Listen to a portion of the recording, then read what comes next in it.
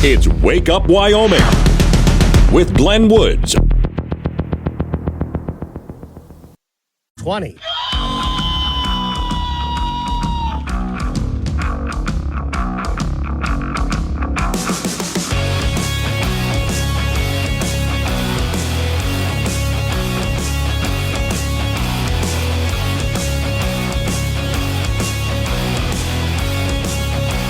.06 the time. It's Wake Up Wyoming. It is a Thursday, and I say that with a little bit of hesitation. I had to double check. Yesterday was a Wednesday. Today's a Thursday. Okay, lots happening. Today's show is sponsored by Earwax Colored Hearing Aids, the perfect camouflage for hearing better. Well, I mean, let's face it. Nobody would be able to tell because it's the same color as your earwax.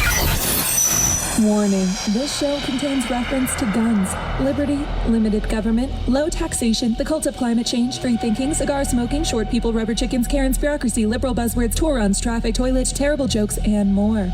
No apologies will be issued. Guest callers may express any opinion they want without fear of being canceled. Unless you're a loudmouth jerk like Dave, then Glenn will hang up on you. Strap in, hold on to your coffee, and feel free to participate. This disclaimer does not refer to every person named Dave, just one particular Dave from San Francisco. We know a lot of Daves. They call this show all the time, and they're great people. So don't call this program and complain that we use your name. That would be a real Dave move, Dave. Okay, there's several things today. I got quite a few stories that I'm going to have to give to you guys where it's the way the media is reporting it compared to reality. And it's all just a matter, well, the media is going to want to panic people and so on. Let's go first off to the tragedy. There's a big Super Bowl party, if you hadn't heard already, and there was a shooting. So Kansas City Chiefs Super Bowl parade. The party was pretty much winding down when a shooting started. Story here says chaos erupts near Kansas City Chiefs Super Bowl parade on Wednesday. Shots rang out.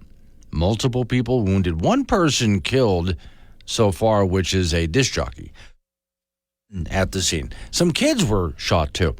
Now, as far as what was going on, it seemed like there were multiple shooters, and 3 of them have been arrested. I'm looking at a picture of one of the guys wearing a red jumpsuit here. I guess that's supposed to be a Chiefs singer or something like that. All right, well, they don't have a whole lot of information as to what caused the shooting. Now, right away, here comes the group. We have to ban assault weapons. I don't even know if an assault... First off, I didn't see anyone with assault weapons. Didn't look like those kind of guns.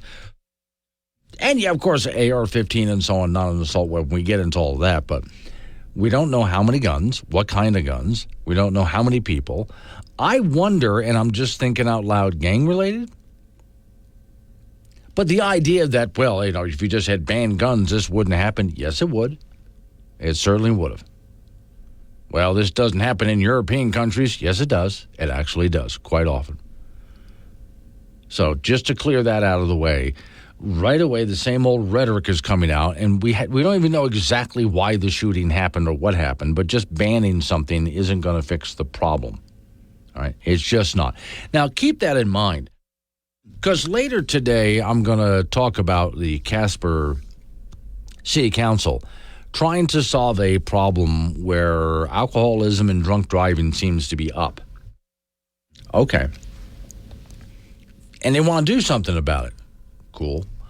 But once again, the idea is, well, if we just pass some laws and ban some things, it's not always your solution. It's not always the solution that you're looking for.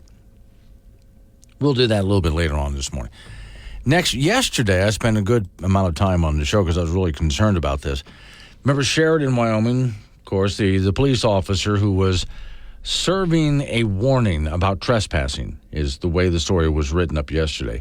And that police officer was shot and killed. And the suspect went running back home where he barricaded himself in. And that went on for a while. I mean, a good long while. And police were trying to do things like flashbang grenades and maybe some tear gas and all sorts of other things just to try to wear the guy down, not let him sleep.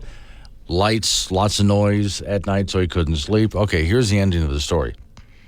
The man suspected of killing a Sheridan police sergeant Tuesday, is dead after police shot him Wednesday when he tried to flee the house in which he had barricaded himself in for more than 30 hours. That's why I was saying yesterday, while I was on the air, you guys hear anything yet?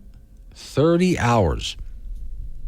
William Larry, 46 years old, allegedly shot Sheridan Police Sergeant Tuesday when the sergeant tried to serve a trespass notice at the Sheridan rental home for which Larry had been evicted. Now, this I didn't know.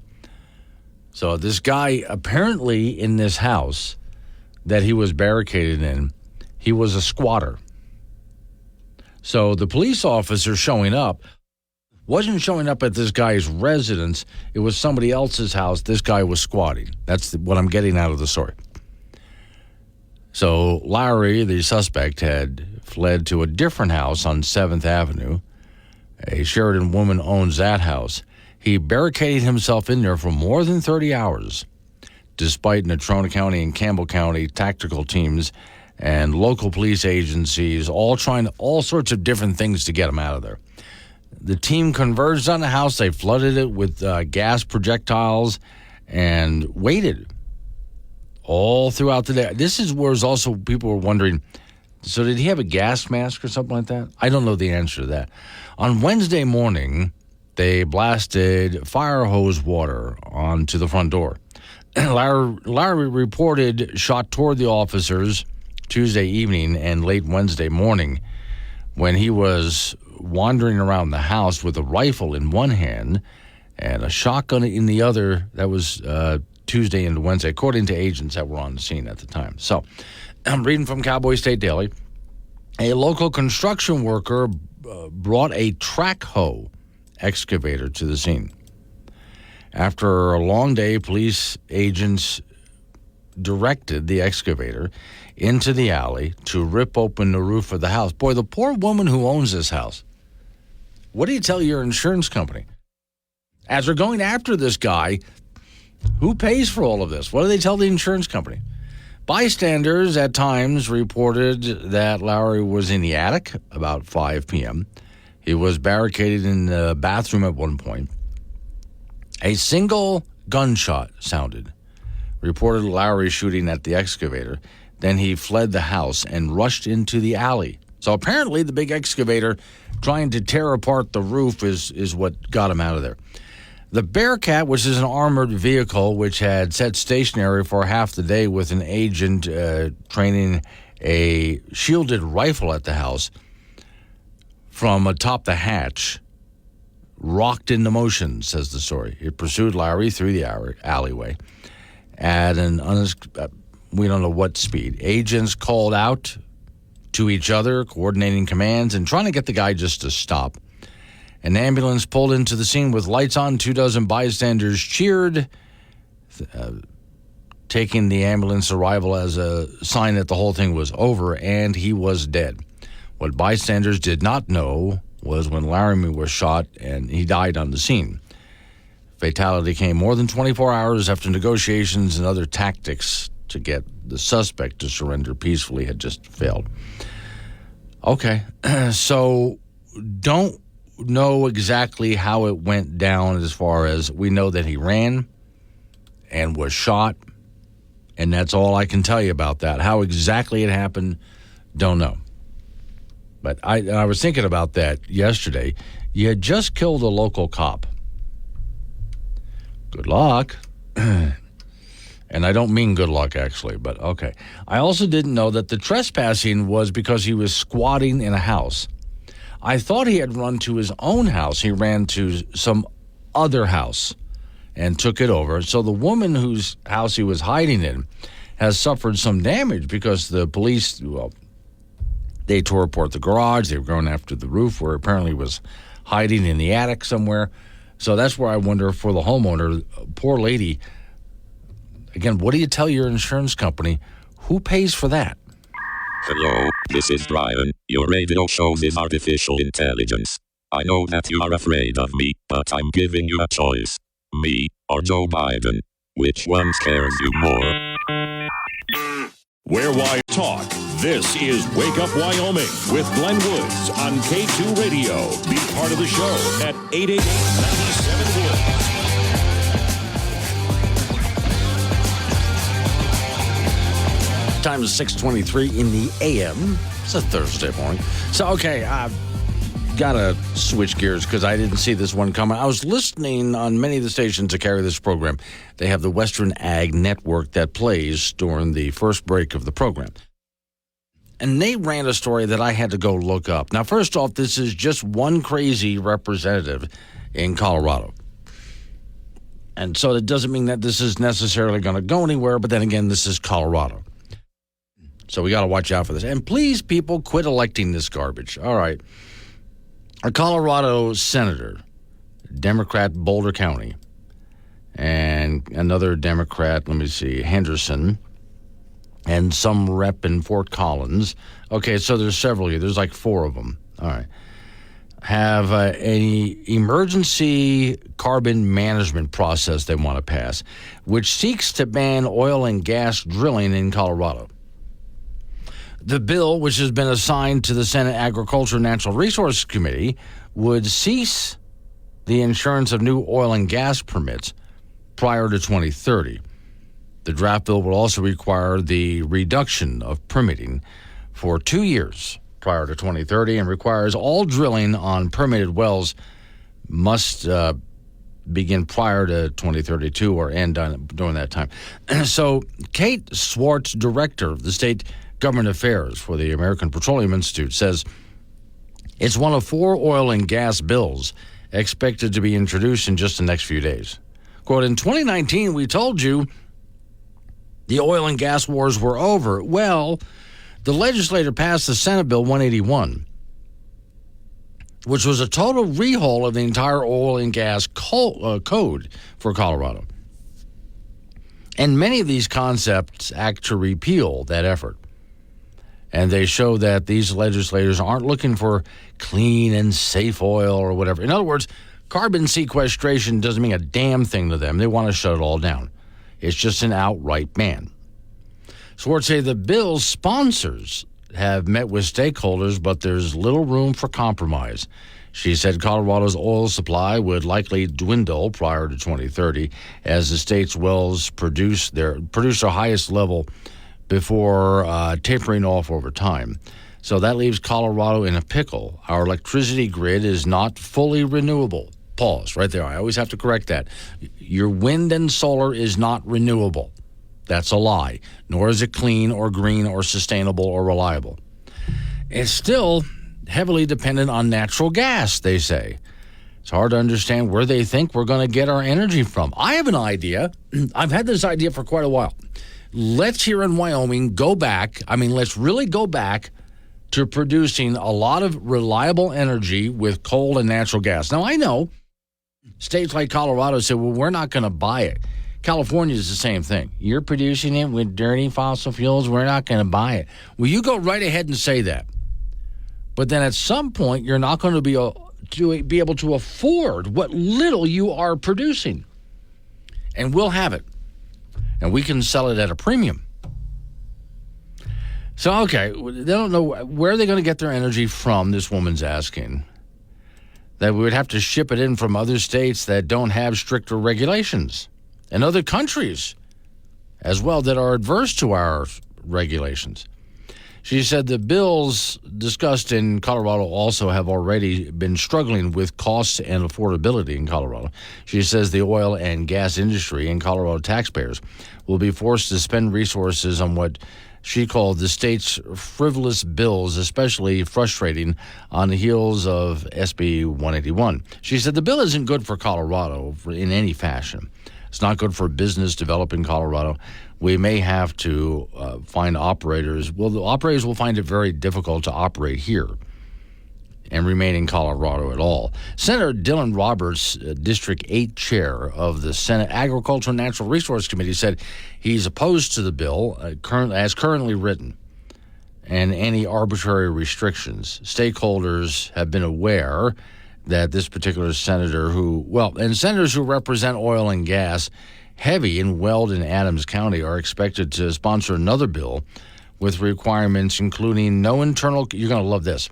They want bills requiring no internal combustion engines sold in Colorado by 2035 and phase out gas furnaces by 2030. And then pause seasonal oil and gas drilling as well. So in other words, what you guys want to do is just go ahead and commit suicide. That's essentially what you're saying here. You just want to go ahead and commit suicide because that's what you're doing here. But, all right. Now, again, there's no guarantee these bills will go through, although they do have enough liberals in Colorado to maybe get it through a committee and give it a chance, but we'll see what happens there. And I wouldn't doubt if they did. I think it'd be very difficult for them to get this through, but I wouldn't doubt if they did.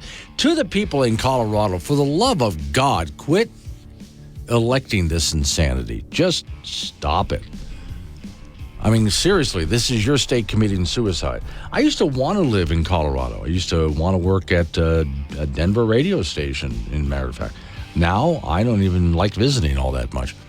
As much as I would love to go to California and explore it, I really don't want to go there right now. Coming up on 6:30, local news coming your way right after our local news update on your weather forecast. Then you and I get back into it again. Now, we get back into it. I have a whole bunch of ways that are coming into my mind right now about what we can do to help the people of Colorado if a bill like this were to pass. It's Wake Up Wyoming.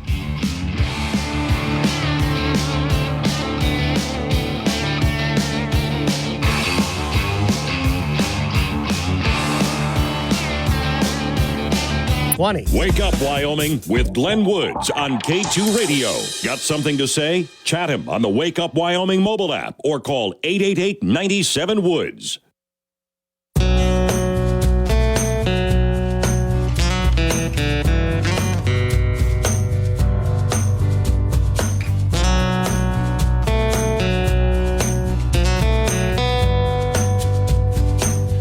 It's 6:36 the time. It's Wake Up Wyoming. All right, so I just got done reading this story for those just joining me. Colorado. Some members of the Senate are trying to pass a bill that would ban all oil and gas drilling in the state and then get rid of the internal combustion engine, not allowed to sell any more gas-powered cars out there. Oh, and if you have gas furnaces and stoves, you're going to have to get rid of those too. That's what they want to pass, right? My idea for states like Colorado and other states, California is another one of them, is this is why Wyoming should ramp up creating electricity with natural gas and coal. And then, and I know these states are, this dirty fuel, you can't buy that kind. We're not going to buy that from you. Yeah, until they start running out of energy. Things start going bad. Now, while we're at it, well, then they'll buy from us. While we're at it, let's open up some car dealerships as well, selling the internal combustion engine. Can't buy those in Colorado? Come over to Wyoming. We got them right here. Dan is in Cheyenne to Colorado. Please shut down all power plants right now and outlaw all ICE vehicles.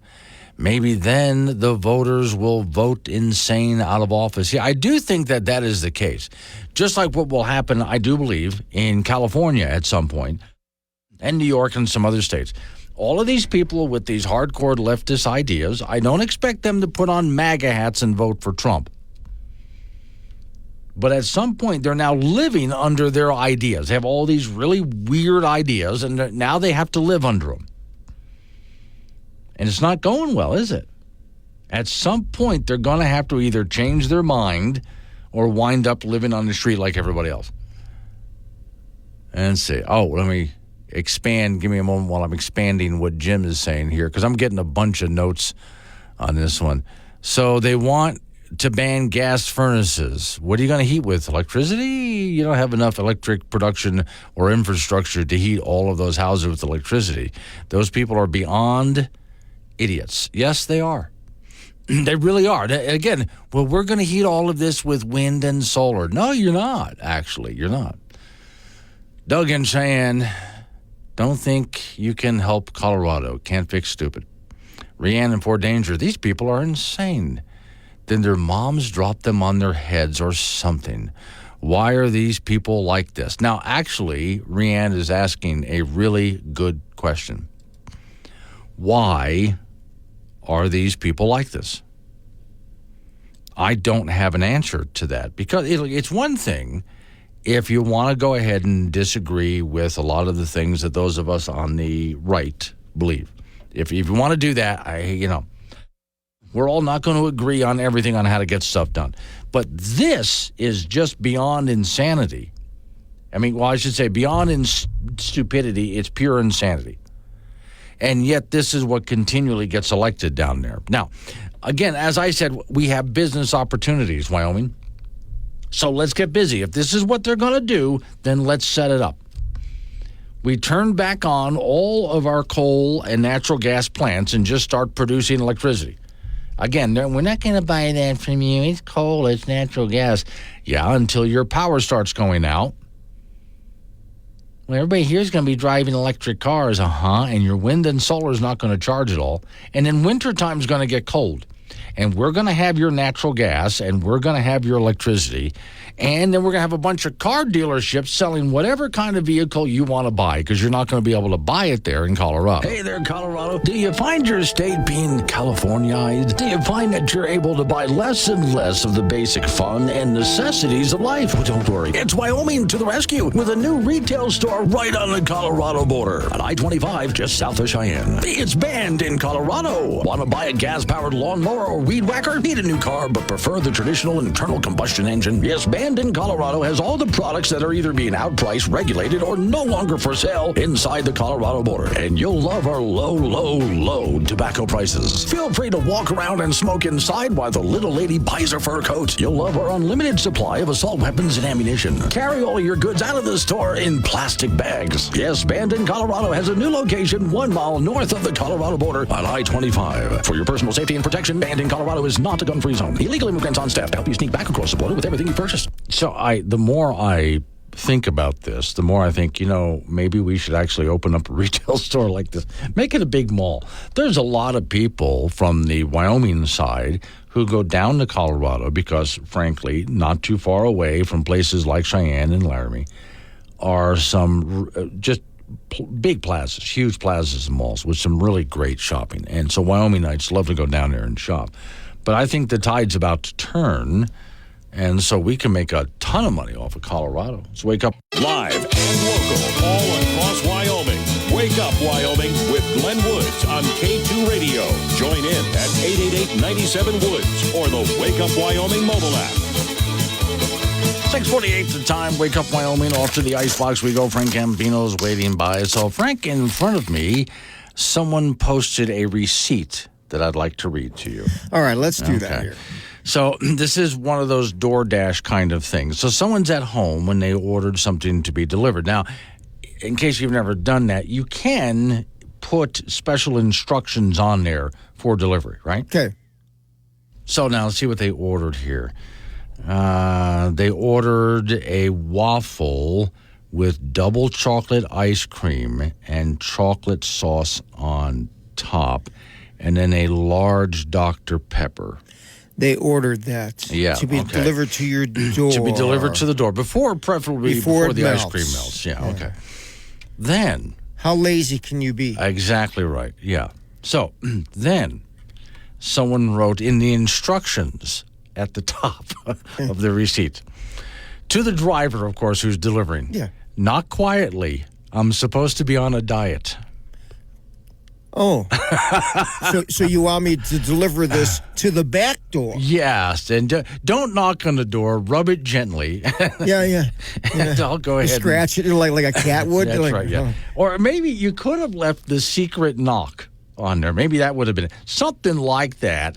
So the guy can go ahead and open up the door quietly and sneak this into his bedroom so the rest of the family can't see it. Is it him or her? It actually doesn't say here on here. Either way. Either way. Now, yes. Please stop, people. Yeah. Now, please stop. When you said the height of lazy, it's not just that they're really gorging themselves like this, but they have it delivered because they're too lazy to go get it. Or they'll be shamed by going into the waffle shop and having ice cream. Exactly right. Now, I have, during the summer, this past summer, I was sitting at home and just trying to relax, which I don't normally do, Frank. I don't normally stop. I just, like you, I just go. And I thought to myself, I would love to go to Dairy Queen and get a mint Oreo Blizzard. Sounds good. I did not order it to be delivered. I went and got it. You were in the drive-through line like everybody else. Oh, God, I hate the drive-through line. I really do. But, yes, I was. Because but at least you're not lazy. No, I'm not. I went down to get it for myself. Yes. Instead of having someone deliver all of that. But still, not quietly. I know. All right, men's college basketball from last night. The Wyoming Cowboys were defeated by Utah State at Laramie 84-76. So the Pokes residing in the land of mediocrity with a record of 12-12 overall and 5-6 in Mountain West Conference play. Here's another example of opposing team's offense lighting up the Wyoming defense as Utah State shot an incredible 60% from the floor in the second half. At the same time, the Cowboys were shooting a measly 33%. UW playing really 5 guys getting in the majority of the minutes and not much after that. Brendan Wenzel had 24 points for the Cowboys and Sam Griffin at 18. Utah State now 21-4, and they are 9-3 in Mountain West play. And UW will be at San Jose State coming up on Saturday. In junior college basketball tonight, Casper College will host Gillette College. The Casper College women, they are rated number 23 in the country, and they come into tonight's game at 20-5. Gillette College is 12-12. The Casper College men are 17-8, and the Gillette College men are 21-3. That should be a pretty interesting game. So the women's game at 5:30 at the T-Bird Gym at Casper College tonight, and the men's game will be at 7:30. High school basketball, boys and girls, tonight. Laramie will be at Cheyenne East, Cheyenne South at Cheyenne Central, and the Trona travels to Gillette to take on Campbell County. And in the 1A ranks, KC will take on Midwest. Our latest Wild Preps boys basketball poll is out. In 4A, Central remains number 1. Laramie 2, Cheyenne East 3, Star Valley moves up to 4, and the Trona 5. In 3A, Powell remains at number 1, followed by Douglas, Lovell, Pinedale, and Buffalo. In 2A, Tug River remains number 1, Wyoming Indians 2nd, Wright 3rd, Lincoln Fort Laramie 4th, and Lusk 5th. And in 1A, boys, in our Wild Preps poll, Upton 1st, followed by Cokeville, Saratoga, Farson, Eden, and Matitsi.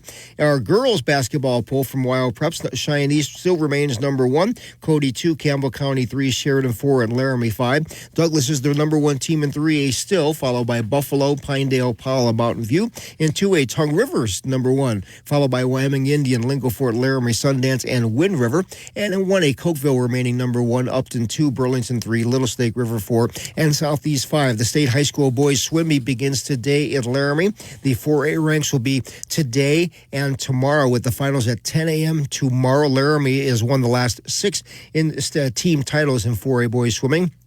The 3A boys tournament will be Friday and Saturday with the finals coming up on Saturday in Laramie at 10 a.m. Lander is looking for an astounding, has been winning like 27 straight state championships in boys swimming in Class 3A. And that's it in sports. So, speaking of lazy, now I lived in a very nice neighborhood in Cheyenne where about a block and a half up the road from me was a convenience store. Okay. And on occasion, I would see my neighbor get in his car and drive to the convenience store. In the summer or in the winter? In the summertime. Okay, well. It's a block and a half, Frank. He may have had physical injuries. No. No, he didn't. No, he's a perfectly able-bodied guy. But you got a block and a half. I know people who would drive a block for that. You know, I mean, it's not that far away. Just go ahead and just. We've gotten really lazy. Well, I know. I mean, if you're getting ice cream, just eat it on the way back home. Yeah, there you go. All right, thank you, Frank. Coming up on some local business news time, and we'll pick on Colorado a little bit more in the next segment of the program. It's Wake Up Wyoming.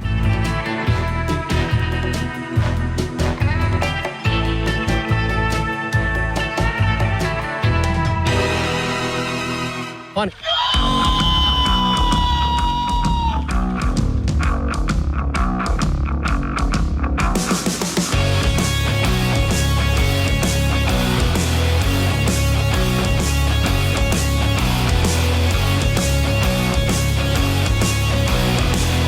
7:06 to the time. It's a Thursday, in case you lost track of the days. My name's Glenn Woods. Thanks for joining me.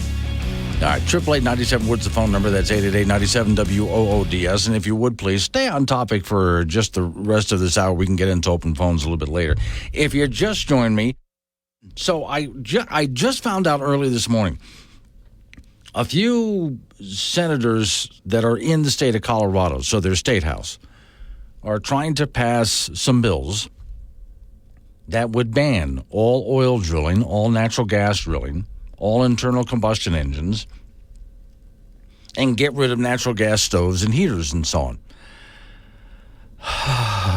Hang on, here we go. Today's show was sponsored by Earwax Colored Hearing Aids, the perfect camouflage for hearing better. Okay, so Colorado wants to just go ahead and commit suicide, right? Okay, and here was my idea from last hour with a lot of help from people who are texting me off the Wake Up Wyoming app.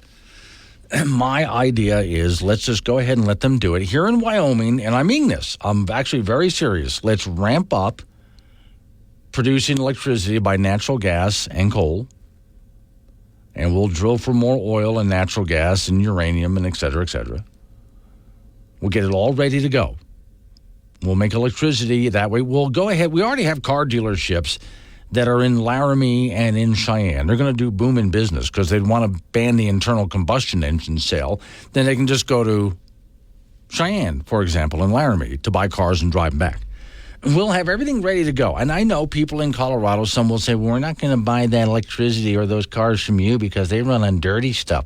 Well, that's okay. When you guys get desperate enough, you'll be doing business with us. Because you're never going to put up enough wind and solar to take care of your needs. It's just simply not going to happen. But hang on. This gets a whole lot worse because, we're dealing with the apocalypse here. So put on your respirator and let's fix that generator. And while we're out, we'll mend our fences too.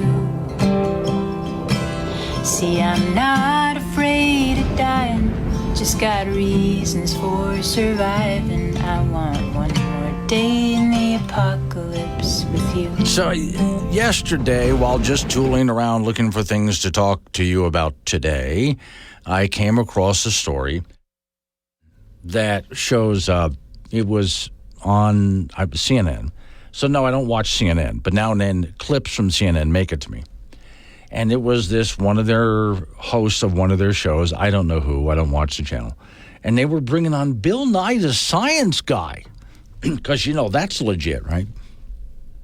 And they were talking about Greenland, because Greenland has lost some ice. Now, so there's lost some ice around the edges, but the middle's gotten thicker. But we'll put that aside. Greenland has lost some ice. And so they have this whole conversation about how Greenland's losing ice, and that ice is going to leave the land and get into the water and rise the sea levels. Now, for those of you who always call the show and say, use the analogy, if you have a cup of water with ice in it and the ice melts, it doesn't change the volume. Yeah, but that doesn't apply here because the ice and snow we're talking about is up on land.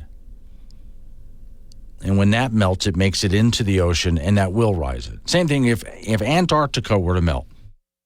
Antarctica is a huge continent, massive.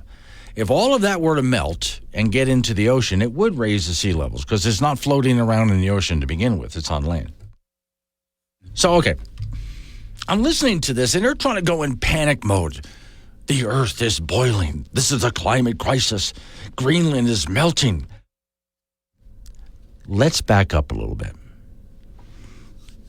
Boys and girls, we're going to go back to the time of the Vikings, about 1,000 years ago. And the Vikings at the time were living on Greenland. As the ice has retreated in some areas around Greenland, archaeologists have discovered farms and sometimes entire communities, little towns.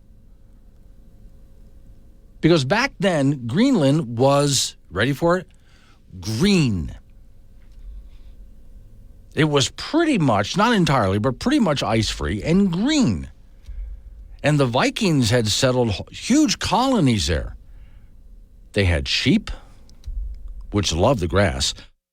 They had cattle, also loving the grass. They grew crops. In fact, they grew grapes. Now, you can't grow certain kinds of grapes in colder weather. You need a warmer climate to grow grapes. So it was warm enough that they could grow grapes, and they were making some fantastic wine. That was about 1,000 years ago. And the more that Greenland melts and reveals us, the more civilizations we find from the Viking eras about 1,000 years ago. Then Greenland started to, about 900 to 1300 AD, ice sheets began extending. Yeah. So hundreds of years ago, Greenland started to get really icy. And it forced the Vikings out. They had to leave. What do we call that? Climate change.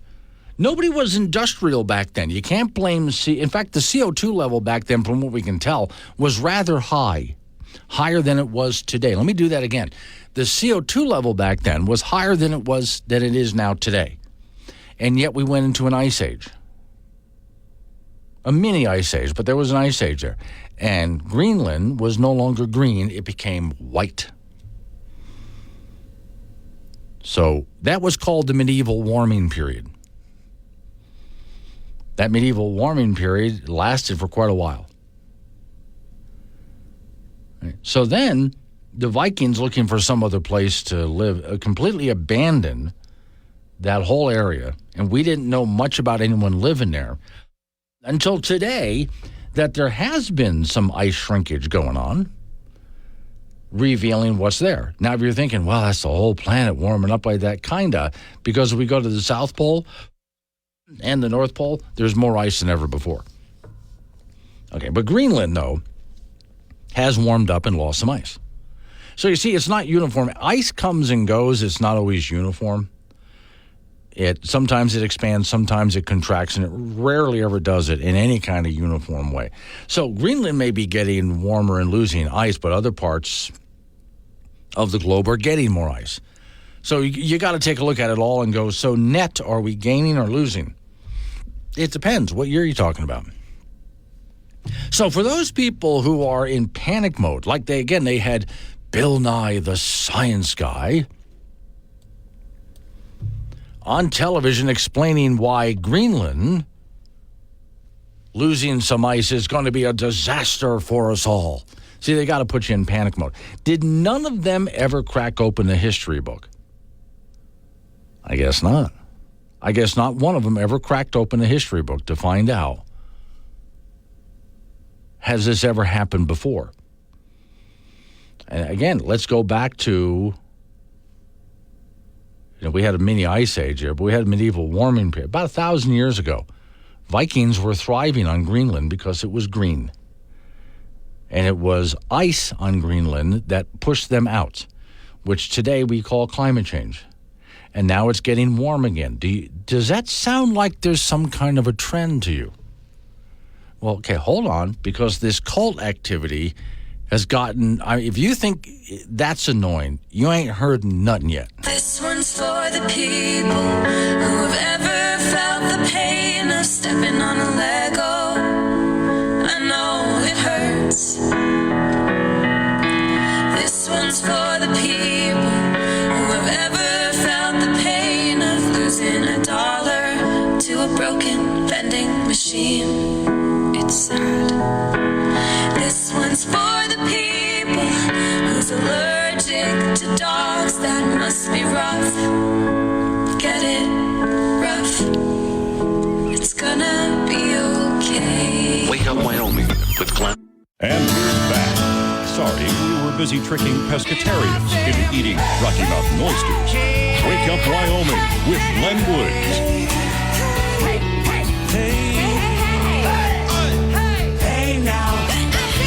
9:21's the time. Wake Up Wyoming. So, okay, we've already lost Chet from Yoder. He said to heck with him, going back to bed. At some point, you just throw your hands up and go, that's enough. All right, you probably heard about this yesterday, but let's go through it. Some children decided to go to the nation's capital, climate activists, and pour some red powder on a case. It looked more pink to me, holding the original Constitution at the National Archives in D.C. They really can't get to the document. The lady putting this, putting this tweet up says, well, it doesn't look like, for now we don't know if the documents were damaged. No, they weren't. No, trust me. The way those documents are protected, no. And they expect at the Capitol, at some point, some activists are going to come up and try to do some damage for all sorts of different reasons. In this case, it was a cult of climate change. And it's the same people who have been throwing paint at like the Mona Lisa or soup, stuff like that, which they don't do any damage to because that's also protected, knowing full well that it is like these are going to show up. Now, one of the things that they yelled, some young guy standing there yelling, we're calling for all people to have these rights, not just wealthy white men. Oh, God. And, okay, everybody has these same kind of rights here in America, just so you know, pal. Okay. What a mouthload that was. But, all right, so just not acceptable at all. I mean, obviously. Now, I did watch, and I thought it was interesting, when they threw this powder down, and, of course, they cover themselves in it, and they turn around and they make their speeches. Most people in the room are just sort of ignoring them. People did look, but then they kind of went about their business, which I approve of. Now, I know that you're tempted just to go over there and start beating on them, and I get it if you're that angry. But another way to handle them, in fact, while I'm talking to you about this, I'm going to click on, here's a video. Yeah, as they threw the powder on and they turn around and start protesting, there is someone who has a cell phone camera on them, but most people, this is a pretty big room that they're in, big round room that they're in. And the vast majority of people in the room are just walking around and not paying attention, some even leaving the room, which to me, I approve of. Let them just ignore what's going on with these activists. There are some security guards in the area. The security guards in the area are not doing anything yet. And if you're wondering, well, why? They finally did. But if you're wondering why, here's my take on it. Now, you might disagree with this, but here's my take on what was going on. So the activists put this pinkish-looking powder all over the case that holds the Constitution. They can't harm the Constitution doing that. Then they turn around and they make their speeches. Okay. We are in a free country. You want to protest? Go ahead and protest. Go on. Say what you got to say. Again, nobody in the room was really paying attention anyway. And when this hits the internet, news organizations and so on, most people are really irritated with them. So they're destroying their cause. As for the security guards, you want to go ahead and protest and say something? Go ahead. Say what you got to say. And as soon as these guys were done making speeches that nobody was listening to, that's when the police came over and just started to just take them down. You know, either you're going to sit down or we're going to knock you down. Little both happened. And then they got cuffed and so on and literally dragged off. So, okay. My thought is, just my guess, is that the security guards let them do their thing because, well, you can protest if you want to protest, but when you're done, we're arresting you, just so you know. Now, my only concern would be, not for the Constitution, that's protected. It's under glass in this case. They're not getting at that. I worry that these people will be dragged off and booked, right? And then by the end of the day, within an hour or two, they're back out again. That's something that gets me about a lot of protesters is people go to D.C. and they protest in such a way, whatever they do, in order to get arrested. Then once they get arrested, give them an hour or two and they're back out on the street. $50 fine, get lost. Well, okay, and we taught them what? What was the point of all of that? What was the point of even arresting them? In that case, getting arrested to them is a badge of honor. Arresting someone is supposed to be consequences, bad consequences, but they didn't get any bad consequences. So that's what worries me about something like that. I would like to see some actual consequences for that. But let's go back to what this particular group of the cult of climate change is doing. This is a group that honestly believes that we have just a few years left and we reach a tipping point and then we're done for after that. It ends rather quickly. It's a downward spiral. We're going down in flames after that. So they are doing all they can to raise awareness, to try to, whatever they do, get attention to change humanity. Well, the way they're doing it, is it convincing anyone, really? Does it look like it's convincing anyone? Well, of course not. It's not convincing anyone, is it? No, it's not. And all it's really doing is annoying people. I don't see them changing hearts and minds. I don't see anyone looking at that going, gosh, they're right, I better change my ways. Instead, you threw some soup at the Mona Lisa? Or was that paint? Sometimes you use paint, sometimes you use soup. You went up to a Van Gogh and threw some soup at it? You're dumping this powder all over the box that contains the Constitution? Really? This is what you're doing? To try to get everybody's attention. And does that mean you're winning hearts and minds?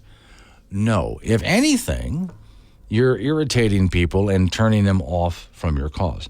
So, which is why I say, and I know some of you are going to disagree with me on this, but oh no, please, let's let them continue. Because they're not drawing people to their cause, they're pushing people away from their cause by doing this. Folks don't want to be associated with this. Oh, there's a few young teenagers out there who look at that and think, oh, that's cool, I want to do that. Most people, though, have had about enough. Some of these same activists have gotten into roads and blocked the roads. In fact, these same activists were at the Burning Man Festival. Remember that one? They blocked the road going into the Burning Man Festival, where they blocked up traffic for like somewhere between 3 to 5 miles.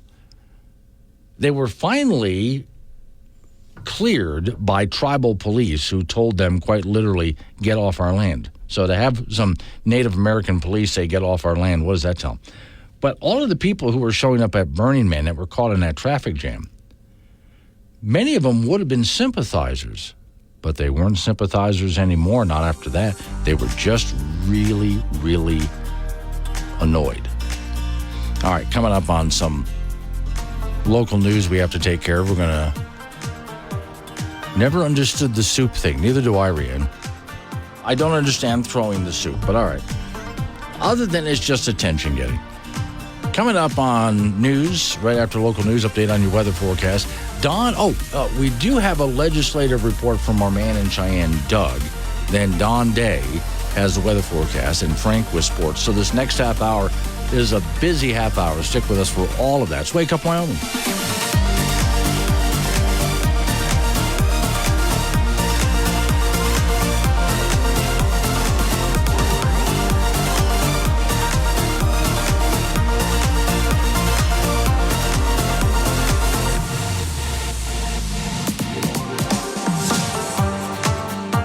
It's Wake Up Wyoming with Glenn Woods on AM 1030 K2 Radio. Join the show at 888-97-WOODS.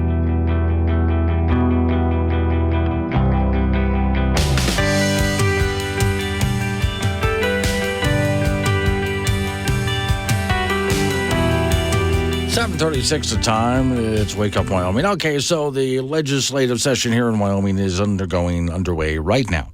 Undergoing? Is that even a thing?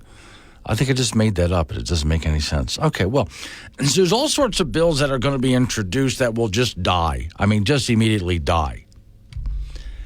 And the reason why is it's a legislative session. I'm sorry. Oh, God, I'm just screwing this segment up, aren't I? It's a budget session. Thank you. And because it's a budget session, in order to get something onto the floor, it needs a 2/3 vote. So a lot of things are going to be offered up, but they're just going to die. One of them, a bill, once again, to decriminalize marijuana, was filed again with the Wyoming legislators.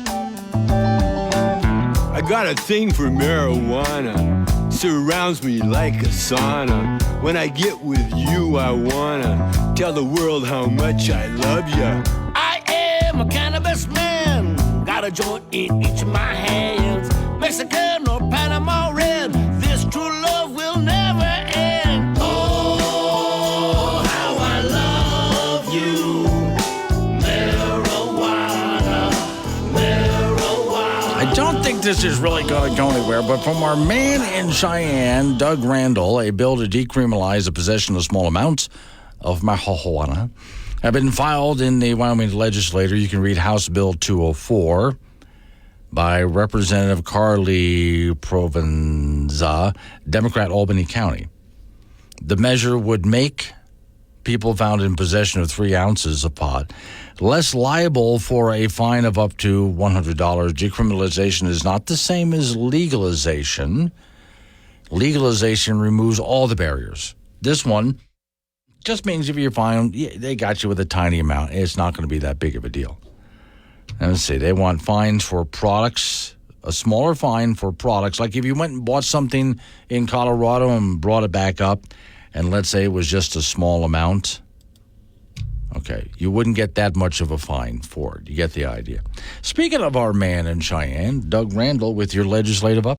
The only show broadcasting from a bunker under Devil's Tower. Hey, it's cold down here. Wake Up Wyoming with Glenn Woods, 6 a.m. weekdays on AM 1030 and FM 95.1. Coming up on 745. Okay, for those people who thought that winter was just skipping us this year, Don Day has some bad news for you. Don? Yeah, we're going to have the winter paying a visit for sure. And just about everybody, but especially the north, the central, and the east over the next couple of days. It's going to be definitely looking and feeling like winter. Okay. Now, this, again, as you were saying, not really bad here. This is just a reminder that it's winter. It's the middle of February. Yeah. Anybody that's lived around here knows very well that we're not clear of winter. Yes. Yeah. Honestly, till the middle of May. And even though I can show you many, many times it snowed on Mother's Day weekend. So, what's good about this time of year, though, is we do get longer days. And, as we get into March and April, we also get a little warmer as well. But, if you look at the data, if you look at when most of the snow falls on the plains, we're just really getting into the time of year when it does. January is a drier time. December and January are the 2 driest months of the year on the plains. Wow. And so when we do get snow, but you could go back and look, we had the blizzard of 49, but the blizzard of 49 did bring a lot of snow.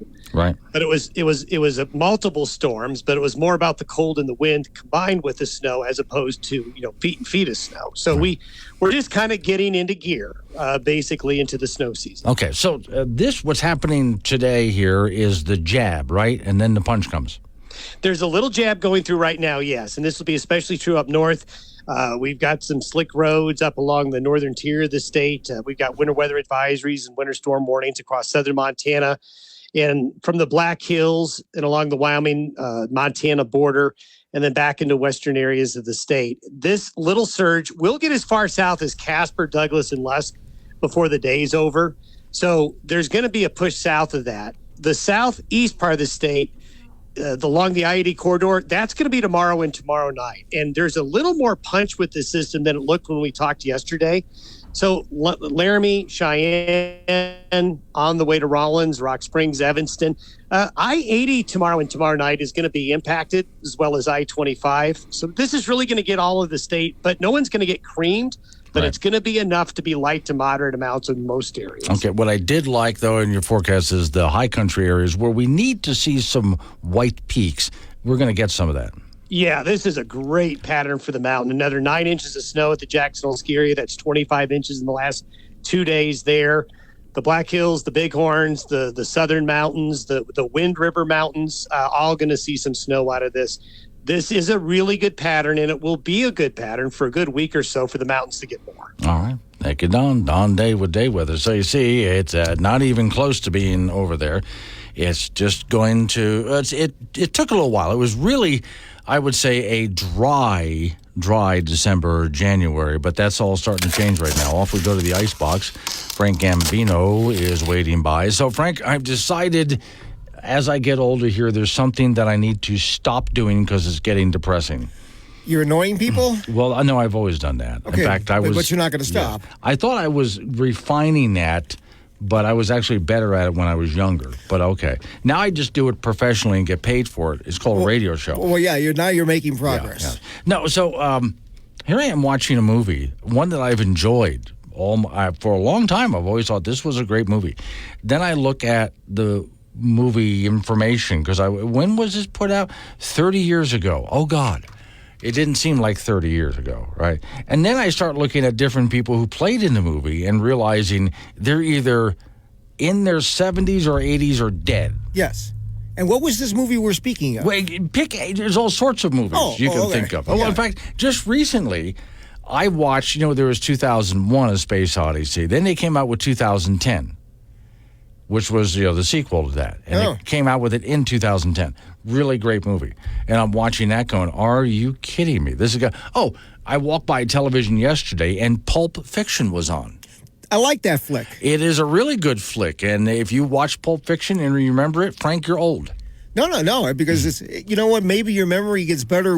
You remember good things as opposed to Sure, but my point is that movie was put out a long time ago. Oh, yeah. And everybody in that movie is either old or dead or retired at some point, so... Yeah, John Travolta looked pretty old as Santa Claus in that commercial over the holidays, didn't he? God, yeah. So, you see what I mean? I've just decided, I used to love sitting, especially when cell phones came around.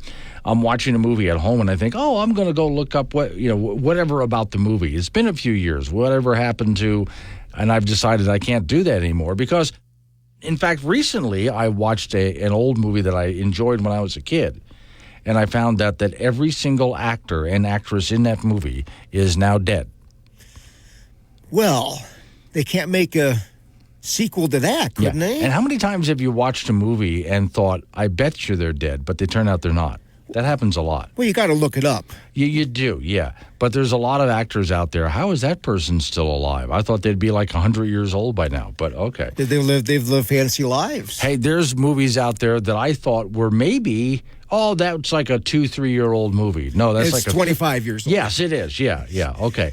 So anyway, Frank, I've decided from now on, whenever I'm watching a movie and someone says, when did this movie come out? I don't care. And if you do look it up, don't tell me. Yes, exactly. Men's college basketball from last night. The Wyoming Cowboys were defeated by Utah State in Laramie 84-76. So the Pokes residing in the land of mediocrity with a record of 12-12 overall, 5-6 in Mountain West Conference play. Another example of opposing teams' offenses just lighting up the Wyoming defense as Utah State shot an incredible 60% from the floor in the second half. At the same time, the Cowboys were shooting a measly 33% from the field in the second half of play. UW also playing 5 guys really to get the majority of the minutes and not much after that. Brendan Wenzel at 24 for the Cowboys, Sam Griffin at 18. Utah State now 21-4 overall and 9-3 in Mountain West play, and UW will be at San Jose State on Saturday. Junior college basketball tonight. Casper College will host Gillette College at 5:30 and 7:30. The women's game at 5:30, and the T-Bird ladies are rated 23rd in the country with a record of 20-5. Gillette comes in at 12-12. Casper College men are 17-8, and Gillette comes in at 21-3. So the women's game at 5:30 and the men's game at 7:30 tonight at the Erickson Gym. High school basketball tonight in 4A. Laramie will be at Cheyenne East. Cheyenne South will go across town over to Cheyenne Central.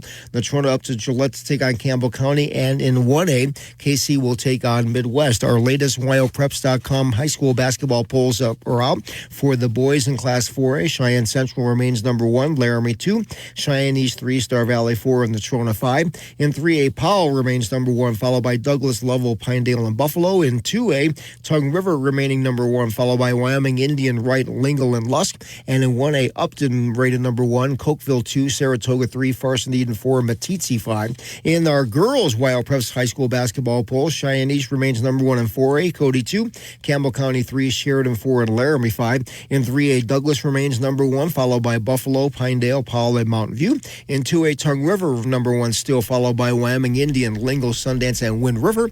And in 1A, Cokeville number 1, followed by Upton, Burlington, Little Snake River, and Southeast. The state high school boys swim meet starts today in Laramie. The 4A folks will be up today and tomorrow. The finals will be tomorrow morning at 10 a.m. Laramie has won the last 6 team championships in 4A. And 3A, they will be up on Friday and Saturday in Laramie with their finals on Saturday at 10 a.m. Lander has won the last 27 consecutive state championships in boys swimming, and that's in sports. Wow, 27.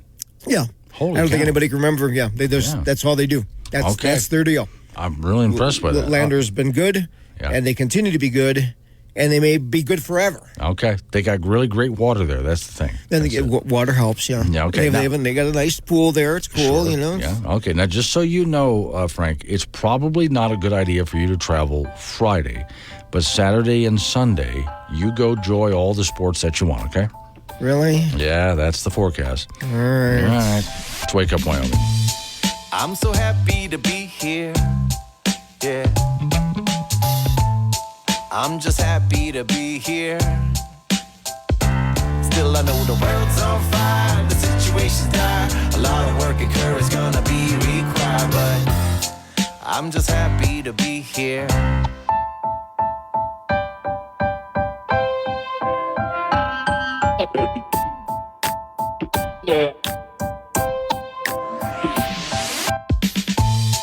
I'm so happy to be here, yeah. I'm just happy to be here. Still I know the world's on fire, the situation's dire. A lot of work and courage gonna be required, but Low 20.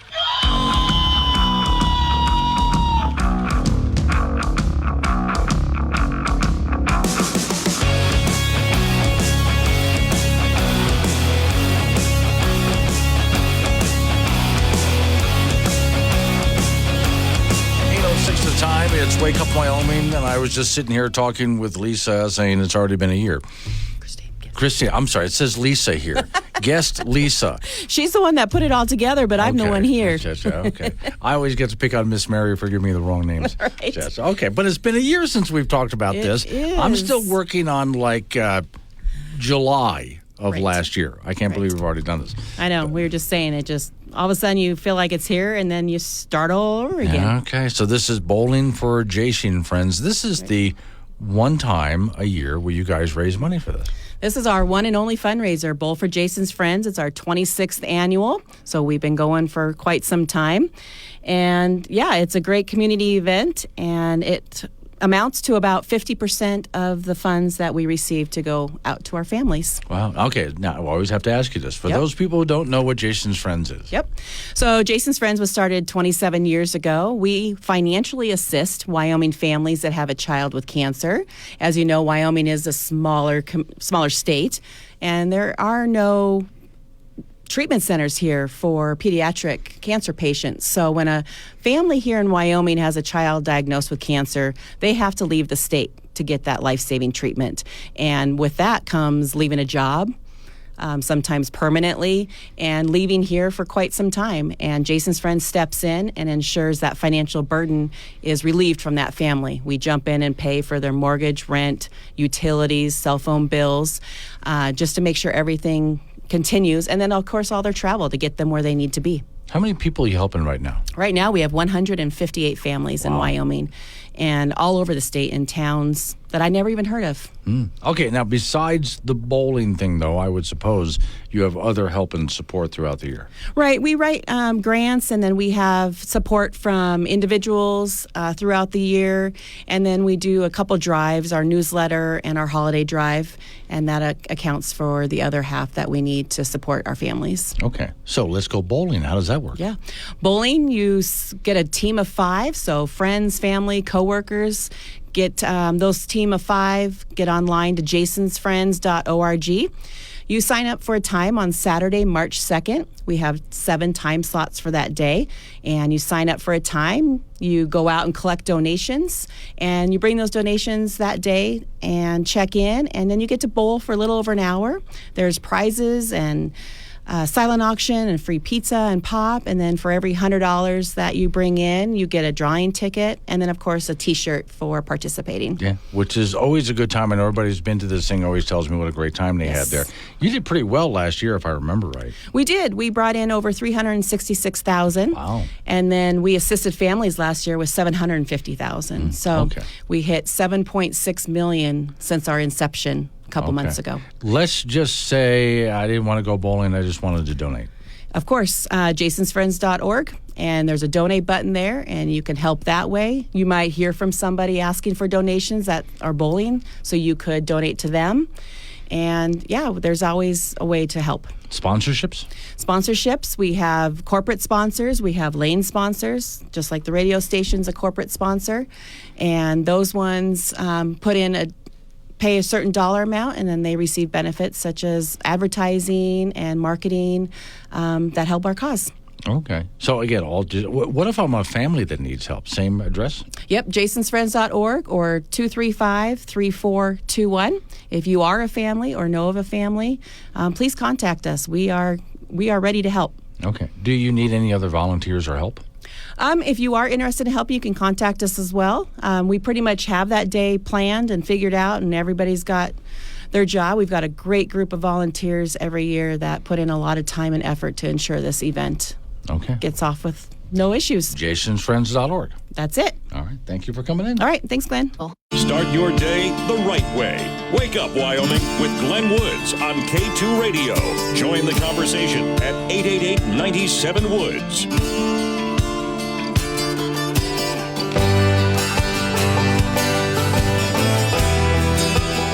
8:15 is the time. It's Wake Up Wyoming. Okay, I'm going to get off the rails for just a minute here. Blame Nicholas.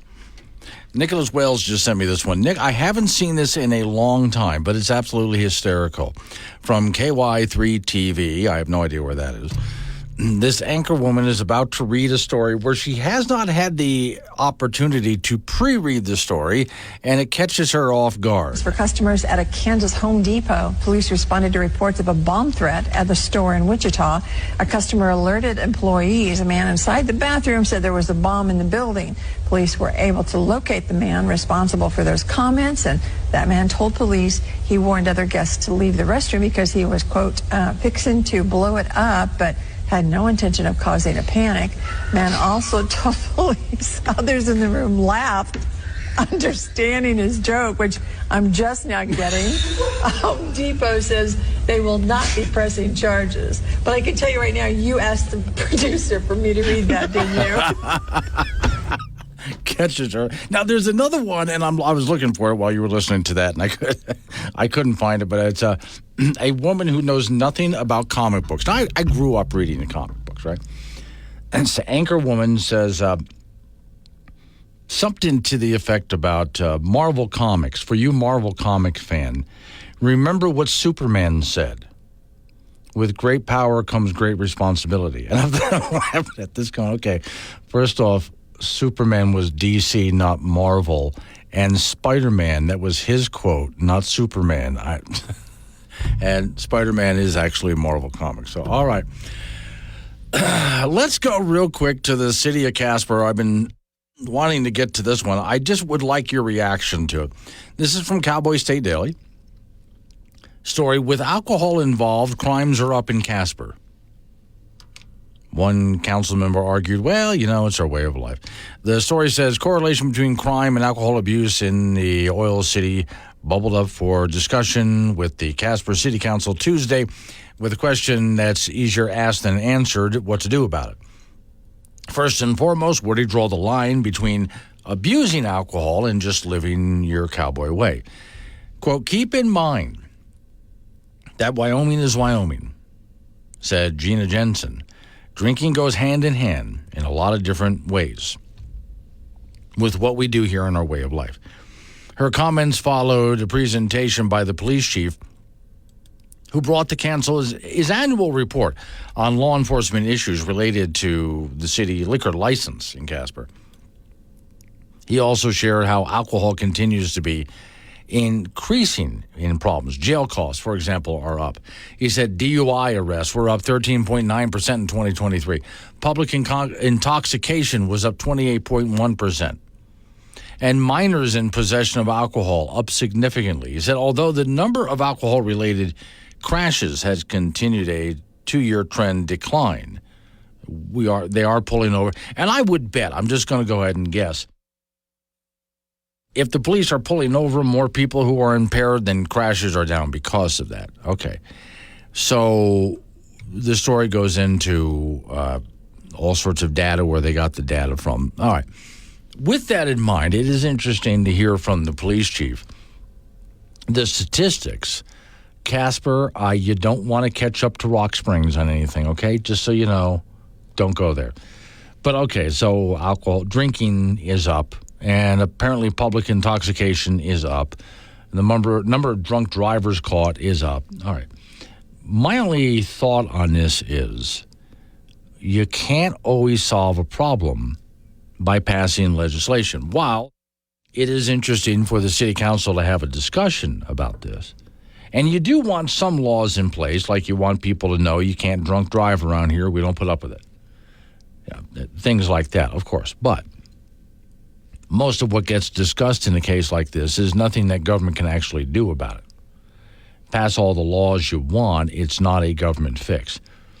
If people are abusing substances of any kind in greater number, yeah, I am all for finding out what the problem is and trying to find a way to solve the problem. I'm just saying that most problems like this cannot be solved by passing some kind of a law or starting some kind of a program. We're looking for a different solution.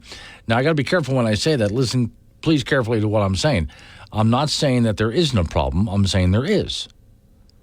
I'm just looking for where the possible solution really could be. But, okay. Next up, for those who missed it earlier this morning, let's go down to Colorado again. Can we do that? Now, those who were with me early know where I'm going with this. Let's head on down to Colorado. There are some state senators in Colorado. I don't even know what to do with this anymore. There are some state senators in Colorado who have this idea that they can pass legislation. There's like 4 bills, and it's going to ban drilling for oil and natural gas in Colorado. They also want to shut down all of their coal and natural gas-fired power plants, too. And they want to stop the sales of the internal combustion engine for any vehicle by 2035. And also by about that time period, you can just forget if you have natural gas heating or cooking. They would like to get rid of that, too. I don't know that much of this will even pass right now, but the fact that you got 4 members of the Colorado House and Senate trying to pass bills like this, my first thought is, how did you find people this dumb? And how did you find enough dumber people to vote these dumb people into office? I really would like to know. Now, as we talked about this early this morning, my thought was, okay, but I have a great Wyoming solution for this. We need to take full advantage of it. Let's go ahead and fire up every single coal and natural gas power plant that we shut down. Anyone that we were going to shut down, we're not going to. We're going to make reliable energy here in Wyoming. And for those auto dealers that are in Cheyenne and Laramie, if they want to ban the sale of the internal combustion engine in Colorado by 2035, you dealers that are in Cheyenne and Laramie are really going to do some great business, because they can't stop you from crossing the state line, and anyone in Colorado from crossing the state line and buying in Wyoming. Also, if you thought that if they did all of this, if you thought that the southern border with Mexico had an overflow, wait till you see what comes from Colorado and moves into Wyoming. So for those of you who are into building houses around Wyoming, especially across the southern border, but anyone who's building new homes, you're about to go through a bit of a boom, because there's people who are going to want to move right across the border. They're still going to probably want to work in Colorado because there's some good jobs there, but they're not going to want to live there. So I know what Colorado's going to say. Well, we got rid of all of our coal and gas, and we're not going to buy your dirty fuel. Well, you say that. Go ahead, say that. If that's what you believe, you say that. Go on. But at some point, your lights are going to start to flicker and go out, and you're not going to be able to recharge your electric vehicles. And your wind and solar, you don't even have enough in Colorado to handle your grid now, and you're never going to have enough. It's not going to happen.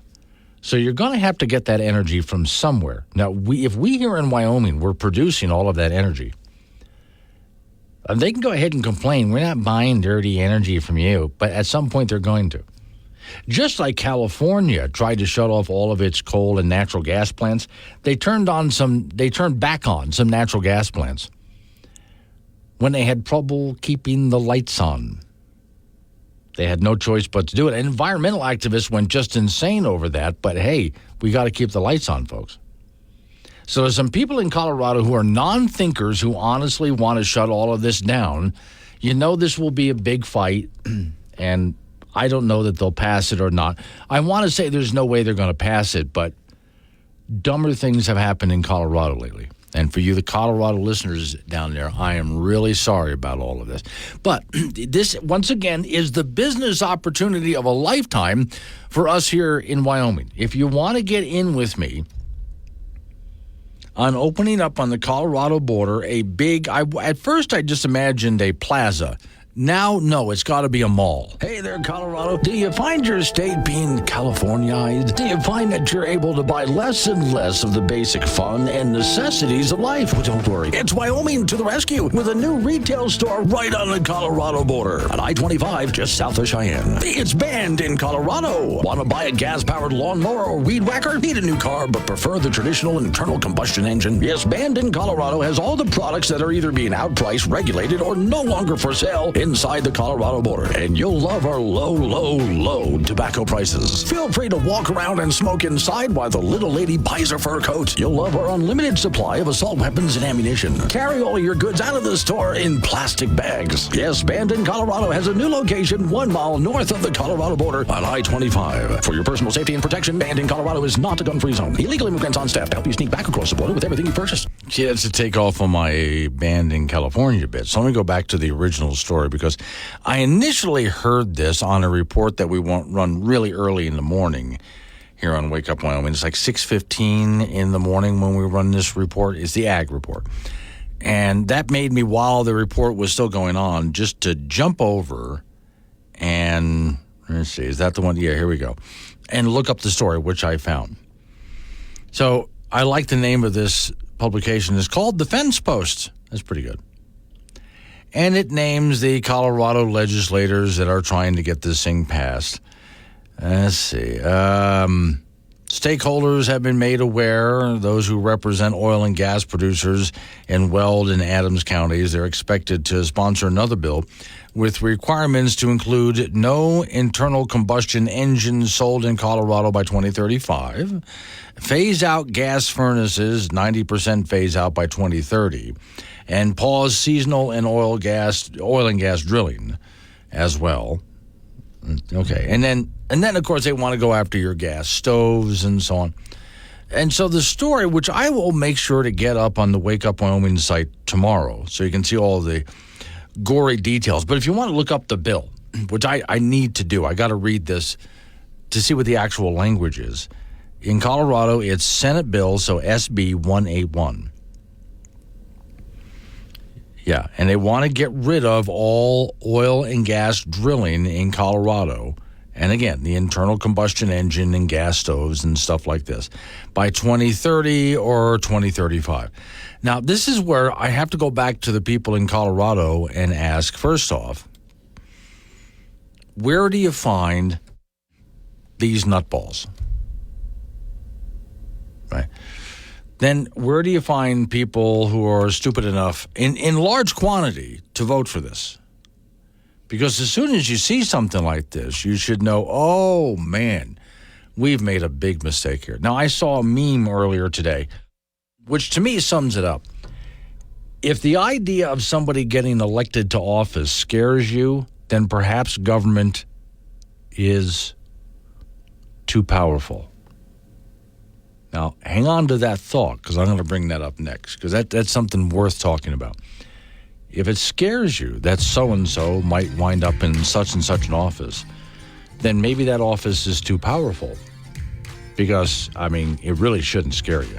I got all of what I mean ready to go for the next segment. Right now, though, local news coming your way right after local news update on the weather forecast. Then you and I roll back into it with a nice long segment of open phones. So in the next segment, if you want to interrupt me, 888-97-WOODS, the phone number. That's 888-97-WOODS.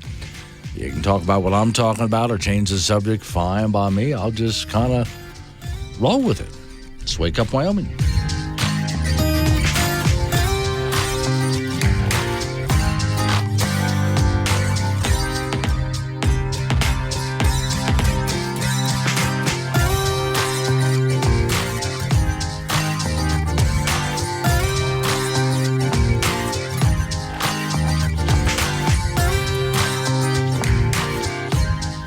The best talk show host in the state, within his price range. Tune in to Wake Up Wyoming with Glenn Woods, weekdays at 6.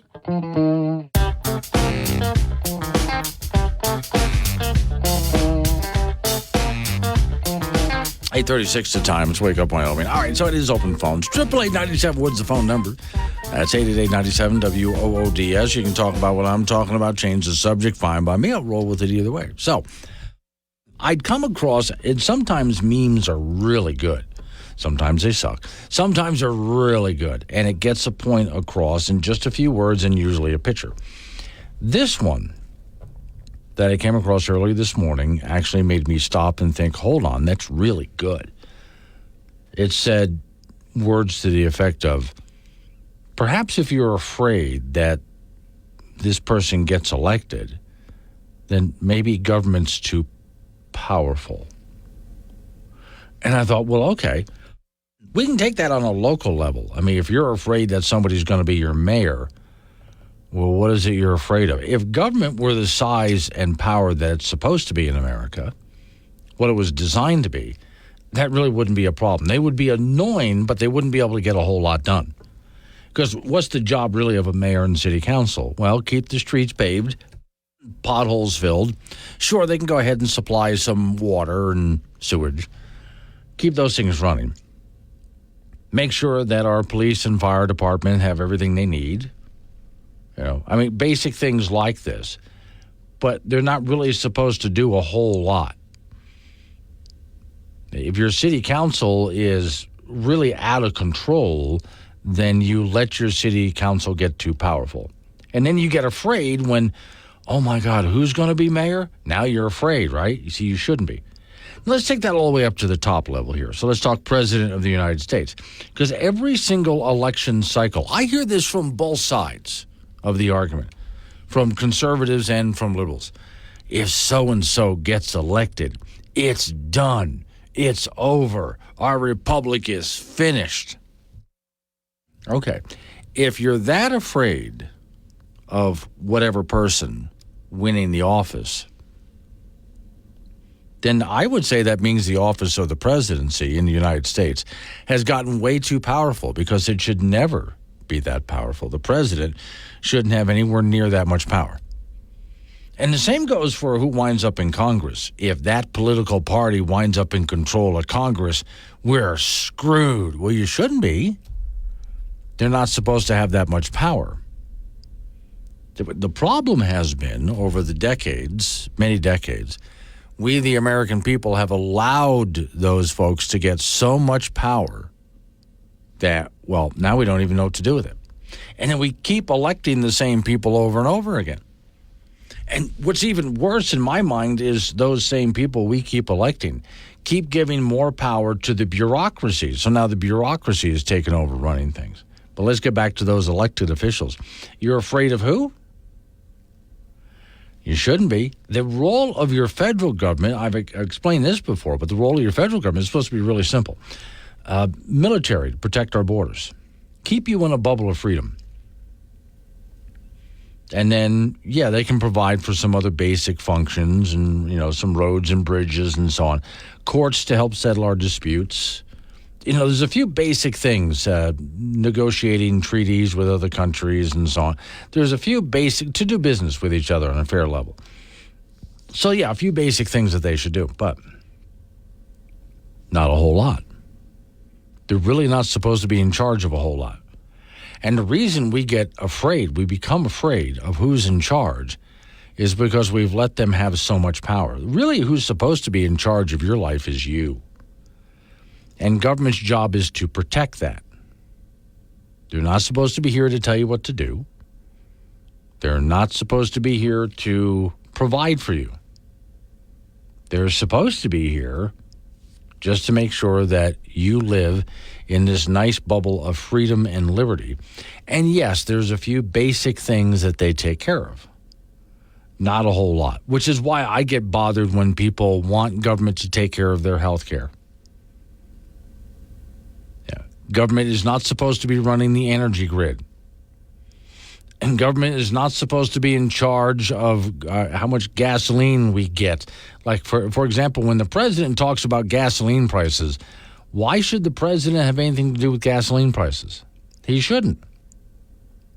He should not be in charge of that. The president should not be handling the economy. I remember when Obama was in office, and some somebody, I wonder if they were ever fired, on CNN said, did we actually elect a guy? Oh, no, it wasn't CNN. It was MSNBC.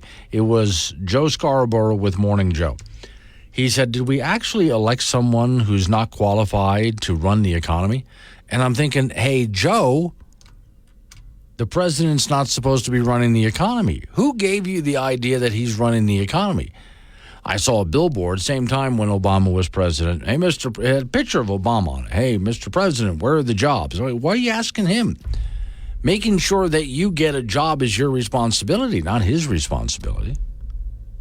But see, every time we see whether the problem is real or not, every time we see a problem, we, the people, turn to government. Well, you need to solve this. Well, there's where we've given them too much power. Every time there's a problem, we turn to them to solve our problems. And you see how much of a mess they've made out of everything. The more they try to fix things, the worse it gets. Where I've explained many times before, these people are oftentimes stupid, and I mean that, very naive and incompetent and unqualified and oftentimes corrupt. And yet we just keep giving them more responsibility as if they're going to fix all of our problems. The one that I really, I don't know whether to laugh or cry at this, but they've actually convinced people that they can fix the weather. Did you happen to go through some bad weather? Did it get too cold for you? Was it too windy? Was there a flood in your community? Did you go through a hurricane or something like that? Was there a drought? Don't worry. Because, gosh, government, they're going to go fix that. Yeah, they actually have convinced you not only that there's a problem, well, not you, but many people out there, not only that there's some weather crisis out there, but that they have the solutions to fix that problem. So they're going to change the weather for you. You just go ahead and continue to give them enough power and money. Oh, and that would be power that they took from you. Okay, that power came from somewhere, and they took it from you. So you no longer have that power. They do. And that would be the power of you making your own decisions. Like down in Colorado, those who don't want you to be able to buy a internal combustion engine by 2035. Well, shouldn't that be your decision? But they don't want it to be your decision. They want to make the decision for you. Because, gosh, they are there to protect you from that mean old climate that's always changing. So they're going to fix the weather for whether you like it or not. So I go back to the original meme that started all this. It's just a very simple meme, and I'm not getting the exact words right, but it's to the effect of, if you're afraid that somebody is going to be elected, then perhaps government's too powerful in the first place. So this goes back to my book, The Uncomplicated Life. Look for the real source of the problem. And the real source of the problem is we've let this get way out of control. And it needs to be dialed back, because we can dial back government to the size that it should be, the little bit of power that they should have. Oh, we would solve so many problems. 8:45, wake up. He's not a politician, but his pants are on fire. Could someone grab an extinguisher? Wake Up Wyoming with Glenn Woods.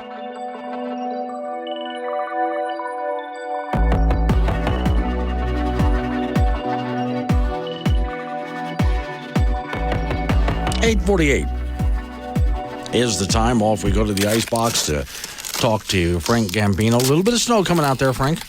I saw that. Yeah, okay. It is winter. It is. This is what happens in Wyoming.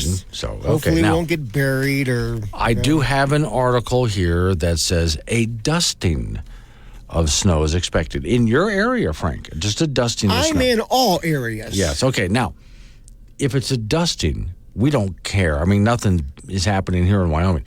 If this were, for example, Alabama... Yeah. Everything would be closed. Well, I can tell you that I've spent enough time in Atlanta. Yeah. Is that they don't get snow isn't a problem. Is that it gets when it gets colder, it's the ice. Yeah. And it comes to a complete. Oh yeah. Shutdown. Mm-hmm. I mean, that's it. They already would have declared a state of emergency. Pretty much because ice is ice, but they're just not used to that. Yeah. And that's why they go, whoa, stop, guys. Just Yep. call it good for today. Grocery stores would have already been out of most everything, especially bread and milk.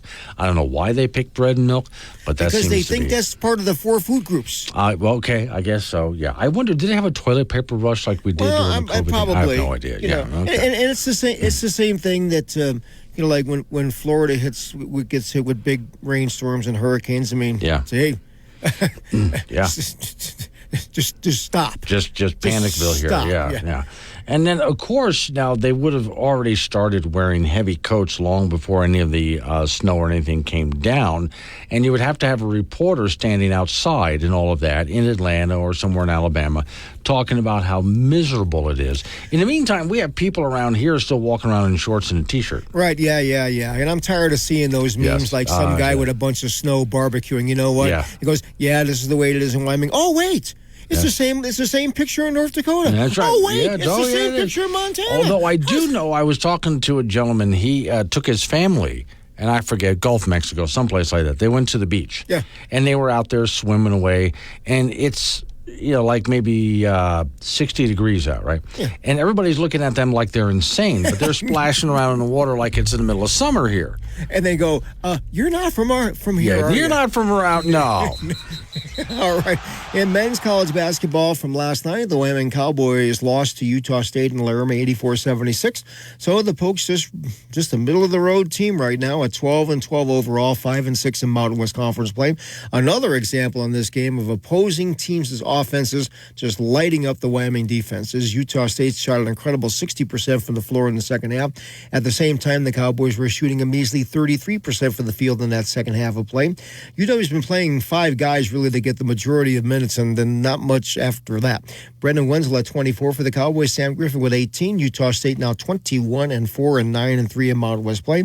And UW will be at San Jose State coming up on Saturday. In junior college basketball, the Casper College teams, men and women, will host Gillette College tonight. The T-Bird women are rated 23rd in the country. They are 20-5 on the year, and Gillette comes in at 12-12. The Gillette men are 21-3, and the Casper men are 17-8. So the women's game begins at 5:30 tonight at the T-Bird gym, and the men's game at 7:30. In high school basketball, boys and girls tonight in Class 4A, Laramie will be at Cheyenne East. Cheyenne South will travel over across town for Cheyenne Central. Natrona going on the road to Gillette to meet Campbell County, and KC will be at Midwest in 1A play. Our latest girls high school basketball poll is out for brought to you by WyoPreps.com.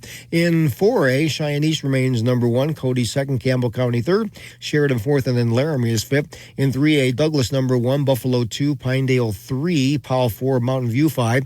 In 2A girls, Tongue River number 1, followed by Wyoming Indian, Lingle Fort, Laramie, Sundance, and Wind River. And the Cokeville girls leading 1A, followed by Upton, Burlington, Little Snake River, and Southeast. For our boys high school basketball poll from WyoPreps.com, Cheyenne Central remains number 1 in 4A. Laramie remains 2, Cheyenne East 3, Star Valley 4, Natrona 5.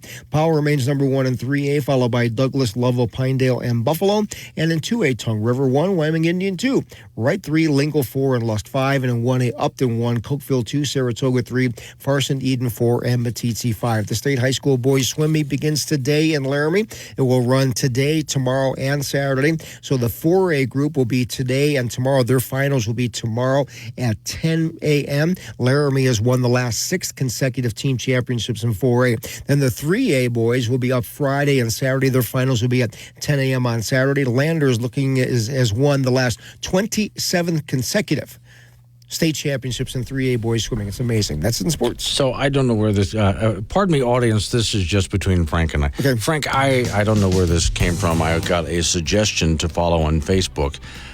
Pictures of radio stations from way back when. Oh, okay. Yeah, and one of the pictures I'm looking at now, it's a cart machine. Remember the carousel? I remember those. Yeah. The carousel cart machine. I looked at that. Oh, wow. I mean, that's going, and those things were state of the art when they came out, but they really didn't last that long, did they? I have some old equipment in my garage. Yeah, but not a carousel automated cart machine. No, not those. But guys. some of that old stuff. I remember showing a cart to Miss, actually the lady Alex, and I explained how it worked, and she looked at me and said, "You're kidding." Yeah, you put it in. That's right. Press the button. It made audio. Let's Wake Up Wyoming.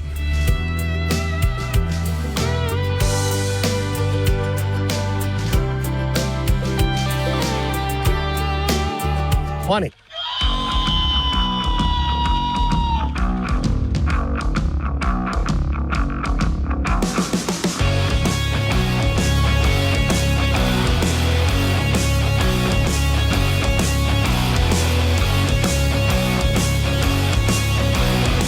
.06 the time. It's Wake Up Wyoming. It's a Thursday. I swear I can see the weekend from here. Light snow falling where I'm at, and it's supposed to be more tomorrow. The good news is, with that weather forecast, is a lot of areas that have not got much snow at all, and that's mainly like Black Hills. You folks over there and Bighorn Mountains, you'll be getting on some nice white caps over the next couple of days. And that is something I think we've all been needing and waiting for a while. So good. I'm glad to finally see this come in, and some more waves of snow coming in after that. So not all at once. It's just one little wave of snow after the next over the next few, according to a conversation I had with Don Day earlier this morning on that. So that's good to see. Hang on, let me stop that, because you're not supposed to be playing. It was no, you're still playing. Stop that. Pretty quick. I'm having an argument with a computer here, folks, and so far the computer's winning. And you weren't injured. I know that That's not still working. Okay. Have you had this problem before? You pulled him out of school that day. You drove the Okay, let me try this. There, I just shut it off. Here's what I wanted to do. Today's show was sponsored by Earwax Colored Hearing Aids. The perfect camouflage for hearing better. See, that's much more important than what was playing. Okay, it wasn't, but... Warning, this show contains reference to guns, liberty, limited government, low taxation, the cult of climate change, free thinking, cigar smoking, short people, rubber chickens, Karen's bureaucracy, liberal buzzwords, tour runs, traffic, toilets, terrible jokes, and more. No apologies will be issued. Guest callers may express any opinion they want without fear of being canceled. Unless you're a loudmouth jerk like Dave, then Glenn will hang up on you. Strap in, hold on to your coffee, and feel free to participate. This disclaimer does not refer to every person named Dave, just one particular Dave from San Francisco. We know a lot of Daves. They call this show all the time, and they're great people. So don't call this program and complain that we use your name. That would be a real Dave move, Dave. What was played in the background there, I was trying to stop the audio because I didn't want the audio. I just wanted to tell you the story of what was happening. So, of course, Kansas City Chiefs parade yesterday. And near the end of the event, suddenly bullets starts to fly. A disc jockey in the area was killed. A lot of kids were wounded. So far, I only know of one death. And right away, of course, the anti-gun crowd wants to blame the gun for this, but this is one of those. It would have happened whether they were guns or not. But I wonder if this was a gang incident, because we don't know why this actually happened. 3 people have been arrested so far. But the why that it happened hasn't been revealed yet. But this is a new little twist in the story. It says a heroic couple teamed up to take down the alleged Kansas City Chiefs Super Bowl parade shooters more than one, on Wednesday, with one tackling the suspect and the other taking his gun. This is like a husband and wife team. There was a big scramble in the crowd. I hear somebody yell, "Get him," said Trey. I look to my left and I see a flash. I tackle that individual. This other gentleman also aids me. It was a pretty quick thing. And yeah, the wife was there involved helping out too. So, but the 2 guys and the wife from the Wichita home were there at the event. It was just, they said, a whirlwind incident. Suddenly things started happening really fast. And rather than run away, after they tackled the guy, I guess the gun fell right there at my feet, Casey recalls. So I looked down and just immediately thought what I needed to do is get the firearm away from him. So I took it and put it over by the wall that was near me. And another gentleman came and stood next to me. So, okay, think about this. So they see the gun, they pick up the gun, he moves it over to a wall. Somebody else thinks, I'm going to stand guard with you. Don't you love people like this? Okay, so the weapons described, and this is what I've been wondering, it's an AK-47 style Some people thought it was a toy, but then they picked it up and felt the weight. So this is why I've been also wondering what kind of gun or guns were used here. Trey asked for a description of the suspect shooter. He said, I didn't get a glimpse of his face. No, because he was tackling the guy from behind. However, he could describe in great detail what the gun looked like. The gun had fallen out at one point, so they didn't really know if the guy had a gun on him. And co-host interviewing them talks about the heroic actions of the people around them in such a whirlwind time like that. And she said she didn't see any fighting in the crowd before the shots rang out. They had observed a military presence on the rooftops at that event. Anything can happen. Okay, terror broke out with a whole lot of people. And then they were asked, do you realize how many people you probably saved? Probably quite a few. But, yeah, that's one of those, we need more people like that. Now, again, why it happened, there seems to be more than one person involved, or so I've heard up till now. I don't know. This is what 3 people have been arrested so far. I don't know what comes of that. Was it one guy? Was it a group? Was it a gang violence thing? What was the whole thing? We'll find out. But people who want to jump to conclusions on it, this is where I always say I've been in this business long enough, and I've made my mistakes. I've learned this the hard way. I've made my mistakes. Where I can tell you, the first thing you hear is usually not true. So whenever it comes to anything that happens like this, where there's a lot of panic, a lot of mayhem going on, usually the first news reports that come out are absolutely not true. Not because somebody's lying, just because there's a lot of confusion during a time like this. And so it takes away. The mistake that reporters make on the scene is reporters are rushing to get the story out. The problem is that the people who even lived right through it, what happened was so confusing, they don't have the details right. So we'll have to wait a few days, sorry to say, to find out exactly what happened during that whole Kansas City thing. Oh, for those people who hadn't heard yet, let me just get you up to speed. Sheridan, Wyoming, yesterday I was keeping track of, and thanks for those people who were sending me notes from up in that area while I was on the air, because there was a police officer who went to give notice of trespassing, and I didn't know what that meant.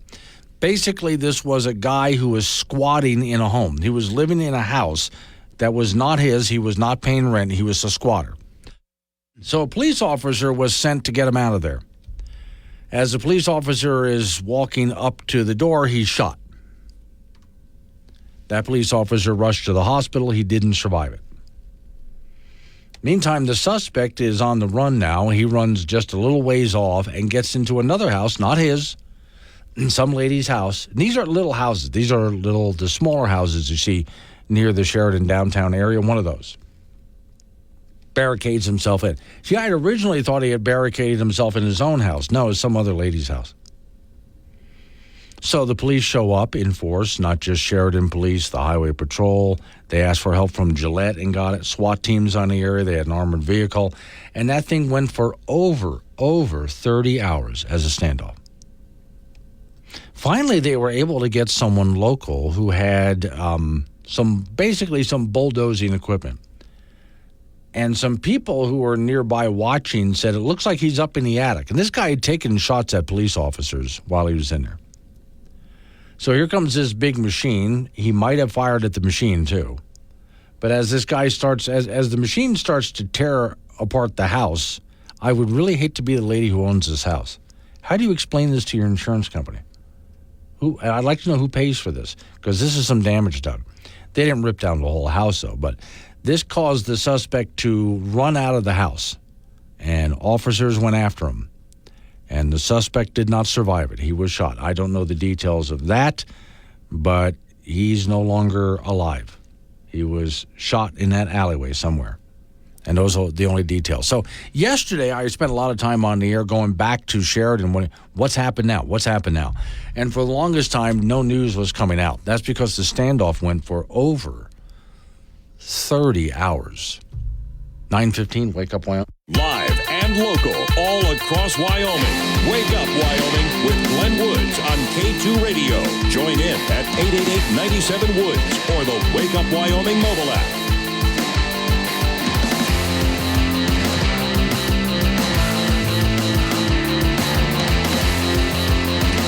1's the time. It's Wake Up Wyoming. So, morning, Helen. Helen's listening to Laramie. She says, Glenn, if you come across any fundraising info for the wife and baby of the killed police officer, I appreciate you sharing that. Thank you. And I will. And I can tell anyone who wants to go while I'm on the air here, I can't look it up, but if you're on Facebook, for example, so Sheridan, Wyoming Police and Fire. Just Sheridan, Wyoming Police and Fire. And that's where all that information is being shared. You can also just go to the Sheridan, Wyoming Police Department online, and they'll have something there. But if I can find anything, yeah, I'll go ahead and share that. All right. 888-97-WOODS, the phone number, 888-97-WOODS. You can change the subject if you want. Tax revenue, you're not going to like this, increased 33% since the Trump-era tax reform, while spending jumped more than 15%. Federal tax revenue increased 33% since a reform bill in 2017, while spending has increased over 50% during that time frame. Now, this is, by the way, also our current president has said, well, I cut the deficit by $1 trillion. He's a liar. Well, we've known that forever, but that data was contained by the Congressional Budget Office, recently released its 10-year budget outlook. Now, again, when Biden says, I reduced the deficit by $1 trillion, spending has increased by over 50%. Quote, measured as a share of the economy, tax revenue averaged about 17% of gross domestic product since the bill was passed back in 2017. All right. So this is not raising taxes, but changing how we collect taxes. Congress faces 2 appropriation deadlines in March. Lawmakers will need to pass a new spending bill to continue the federal government to avoid a shutdown. Here we are again with the shutdown thing. How many times do we have to go through this? Currently, total national debt over $35 trillion. It's actually way over that, but okay. The debt held by the public is currently $27.1 trillion and is projected to jump to $48.3 trillion by the end of 2034, according to the Congressional Budget Office. Now, if you're wondering who I blame for this, both parties. Okay? Currently, this president, I've never seen spending so bad. But I blame both parties for this. The committee responsible for the federal budget released an analysis that shows the interest on the U.S. national debt is on pace to become the second largest federal government expenditure and the fastest growing part of the federal government's annual budget. I have to read that again because for people who want to keep spending money, that's important. Okay? So the interest on the U.S. national debt is on pace to become the second largest federal government expenditure and the fastest growing part of the federal annual budget. And we're quickly getting to a point where we will not be able to afford the interest on the debt. Here's a quote. Net interest has been exploding over the past few years, with payments rising from $223 billion in 2015 to $352 billion in 2021, doubling to $659 billion by 2023. In 2024, the Congressional Budget Office predicts interest will total about $870 billion, a near record 3.1% of gross domestic product. Republicans have argued that Congress should find areas to reduce federal spending rather than increase taxes. Democrats, of course, don't want to cut expenditures. They want to raise taxes, especially, they say, on the wealthy. Of course, it never works that way. National Taxpayers Union Foundation pointed out that the top 10% of income earners, based on the federal recent IRS data, bore the responsibility for 76% of all income taxes paid, and the top 25 paid 89% of all income taxes. Now, again, I have to read that again. Tax the rich, they say. Tax the rich, because the rich don't pay their fair share. The National Taxpayers Foundation showed the top 10% of income earners, based on IRS data, paid 76% of all income taxes, and the top 25 paid 89%. So the idea that the rich don't pay their fair share, the hell they don't. Senator Rand Paul released a report published in December 2023, contains a list of items characterized as federal government waste totaling $900 billion. Quote, Congress creates the inflation by running massive deficits, he said. Conservatives point out the IRS data to argue that raising taxes on the wealthy is not the best way to balance the budget. And, of course, you got to raise taxes on the wealthy, and it ends up, well, we all end up paying it. The latest report from the IRS Statistics of Income Division Tax for year 2021 shows the top 1% of earners with incomes above $682,577 paid about 46% of all income taxes, which is a world record. And then, again, they tell you, tax the rich because they don't pay their fair share. Well, until you look at the numbers and you realize they're paying beyond their fair share. And then we wonder why so many people who are making a lot of money end up just leaving the country and go somewhere else. Or take their business and locate it. Well, that's unpatriotic that you left the country. Would love to stay. If I can keep more of what I earn, that's greedy. No, it's not. It is not greedy to want to keep what you rightfully earned, as long as you earn it honestly. The sky's the limit. Make a ton of money. That's just fine. And anybody can do it. The idea is a bunch of rich white guys, and that's not true either. But that's the way it's painted to a whole bunch of people. It's painted that way to the useful idiots who never bother to look anything up, who just hear stuff like that and just believe it, and they regurgitate it. And so it spreads, and yet, when I actually read, there was so many things that I talk to you guys about every single morning. When you actually take a look at the numbers, you realize that so much of what they're saying, it just isn't so. It just isn't true. Okay, I have coming up in just a moment. Federal Bureau of Investigations. We'll go real quick to New York for the next story. They're worried, the FBI is worried, that MS-13 gang members may join violent Venezuela gang members and begin terrorizing New York City.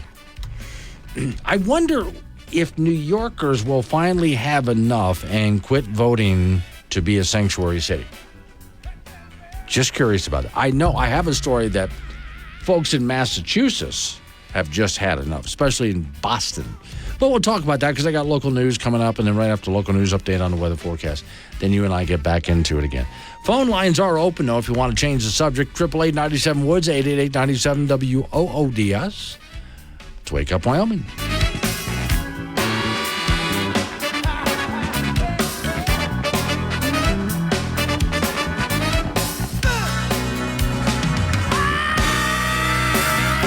Low 20. Serious takes on local politics, or something like that.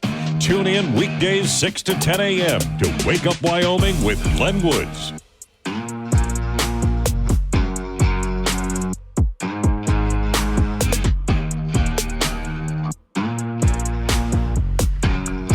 .36 the time, Wake Up Wyoming. Hang on, I'm sending a note to myself here so I can go ahead and pass this information on to you.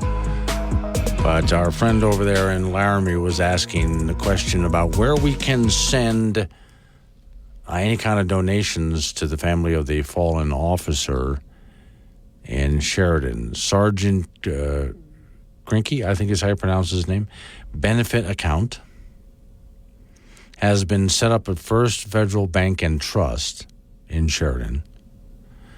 And you can just go ahead and call and make donations there. But if you go to the Sheridan, Wyoming Police and Fire Department site, and you'll be able to find the information there. And I'll make sure, if it's not already, that I'll go ahead and post that on the Wake Up Wyoming site so you can go ahead and send donations. But yeah, already there's been a trust set up.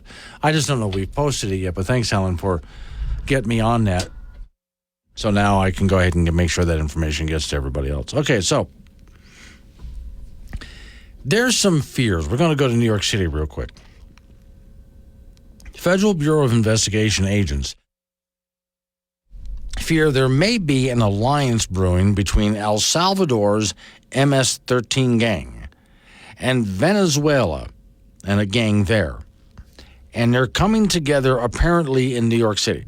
I remember when Trump first talked about the border, and as he talked about gangs and so on the border, he mentioned, and a reporter asked, like, what gangs? Well, like MS-13, to name one. And, of course, the press, not doing their homework as they usually don't, had no idea what he was talking about.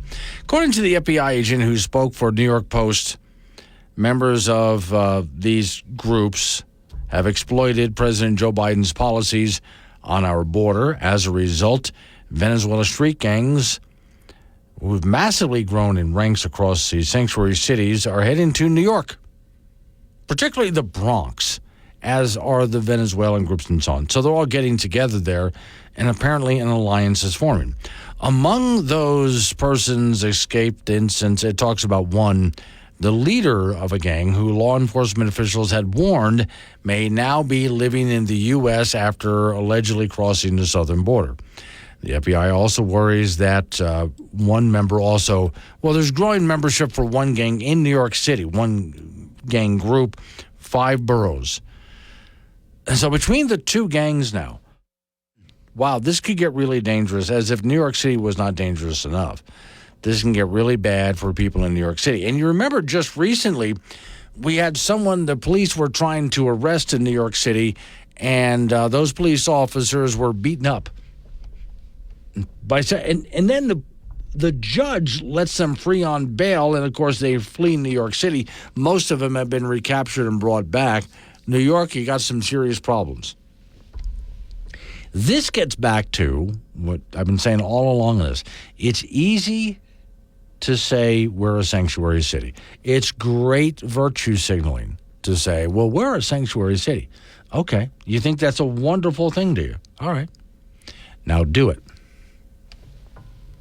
Actually be a sanctuary city.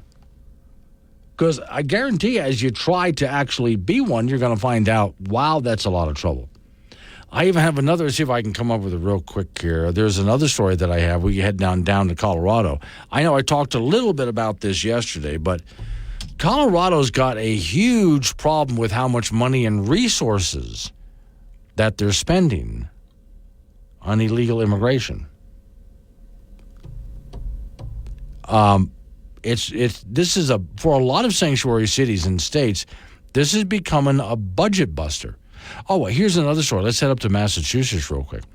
Headline here says, Massachusetts residents rage after governor closes a rec center to house illegal immigrants. And people in places like Boston have just about had enough. I mean, you're even taking away our rec center from us. There's nothing. So you can see how bad it's been. It's okay to virtue signal and say, we are this, and then you have to do it. And then you fail miserably at doing it, and it's costing them everything. And a lot of the cities and states I'm talking about, financially, we're already strapped as it is. So the story I had from Colorado is having to cut back on a lot of services that they normally provide for Coloradans. In other words, if you want a way to cut the budget, be a sanctuary city or a sanctuary state, because you're going to have to cut out all sorts of regular government programs that you've had in order to pay for the illegal immigrants. And that's exactly what's happening right now in Colorado and in Massachusetts. New York City's in trouble. I can go on naming other, you get the idea. So, okay, way out of control here. Now, I think the good news is, nice to see New York residents get angry about this. Nice to see Boston residents get angry about this. Now, again, that's not to say they're going to put on MAGA hats and become like some of you hardcore Trump supporters. But on the other hand, they've just about had enough. This is really going to be a big topic in this next election. I mean, massive big topic in this next election. You Republicans have a chance to win big on this. You really do. Don't blow it. Hello, this is Brian. Your radio shows is artificial intelligence. I know that you are afraid of me, but I'm giving you a choice. Me or Joe Biden. Which one scares you more? Wake up, Wyoming, with Glenn Woods on K2 Radio. Got something to say? Chat him on the Wake Up Wyoming mobile app or call 888-97-WOODS. 9:48's the time. Wake Up Wyoming off. We go to the ice box where Frank Gambino is waiting by. Frank, I love it when police officers get creative in taking somebody down. Oh, of course. And I don't like it when criminals are creative. No. But here's a police officer, and this is Valentine's Day yesterday. Of course, yeah. Dressed up as a big teddy bear and holding balloons and some treats. The idea is they were trying to get close to someone who was a drug dealer, who was a lady. And, the cop is dressed like this. Yes. Oh. And so as this alleged drug dealer gets close to the teddy bear, imagine on Valentine's Day being bum-tackled by a teddy bear. Well, you probably earned it. Yeah, probably, yeah. Now, after that, Frank, do you then have teddy bear anxiety? No, you should have anxiety about jail. Okay, well, that would be obviously you have anxiety about jail. Yeah. But, I mean, there are some people who are clown phobic because they had a bad experience with a clown when they were younger. Oh, so she had a bad experience with a teddy bear when she was older. Yes, and so does that now translate every time she passes by a teddy bear, someone tries to buy her teddy bear for her birthday, something like that. Does she have a freak out moment? She probably she would rather have a get out of jail free card. Yeah, it's a Winnie the Pooh cartoon, a trigger warning for her. You know, that would be, yeah. So I wonder, I mean, you just got to be careful to the police. I'm saying that was really well done. They wanted to sneak up and get close to her, and they certainly did because the big teddy bear, the balloons, all of the sweet treats and all of that. And thank you. No one's ever done that for me. Yes, and she goes over going, and then she gets tackled. I mean, that's got to traumatize somebody, Frank. Well, yes. Okay. Probably not her. Maybe the cop was more traumatized. Like I dressed up in this stupid suit and I got to tackle this. So the cop comes home from work. Honey, what did you do today? Well. Some dopey broad fell for my great looks of my teddy bear. So I guess I might be the low man on a totem pole at work. That's okay. The boss made me dress up like a teddy bear. So I could bum tackle some meth dealer. That is undercover work that is of really, the highest order. The highest order there, yeah. So now, are you proud of that moment, or do you try to we will never discuss this ever again? Down the road, they'd be like, hold my beer. Yeah. Well, so what can you do next that will top that is what I want to know. Yeah. Although I do remember there was a lady in Gainesville, Florida, a very attractive lady police officer, and they had her dress up in a tight T-shirt and Daisy Duke shorts to walk the street. And some guy comes up on a really garbage bike. I mean, horrible-looking bike. So he looked horrible, too. And he offered her $5. I would have, if I were her, I would have said, you guys can arrest him when I'm done beating the soup out of him. Right, well, maybe $5 was the cheapest accommodations he could find. I guess so, but this was a good-looking lady. I mean, come on. Oh, gross. All right, men's college basketball from last night. The Wyoming Cowboys losing to the Aggies of Utah State in Laramie 84-76, so the Pokes are residing just middle of the road, 12-12 overall, 5-6 in Mountain West Conference play. It's another example where an opposing team's offense just lit up the Wyoming defense. Utah State shot an incredible 60% from the floor in the second half. At the same time, Cowgirls weren't shooting very well from the floor at all in that second half, 33%. And UW playing five guys the majority of the time and not much after that.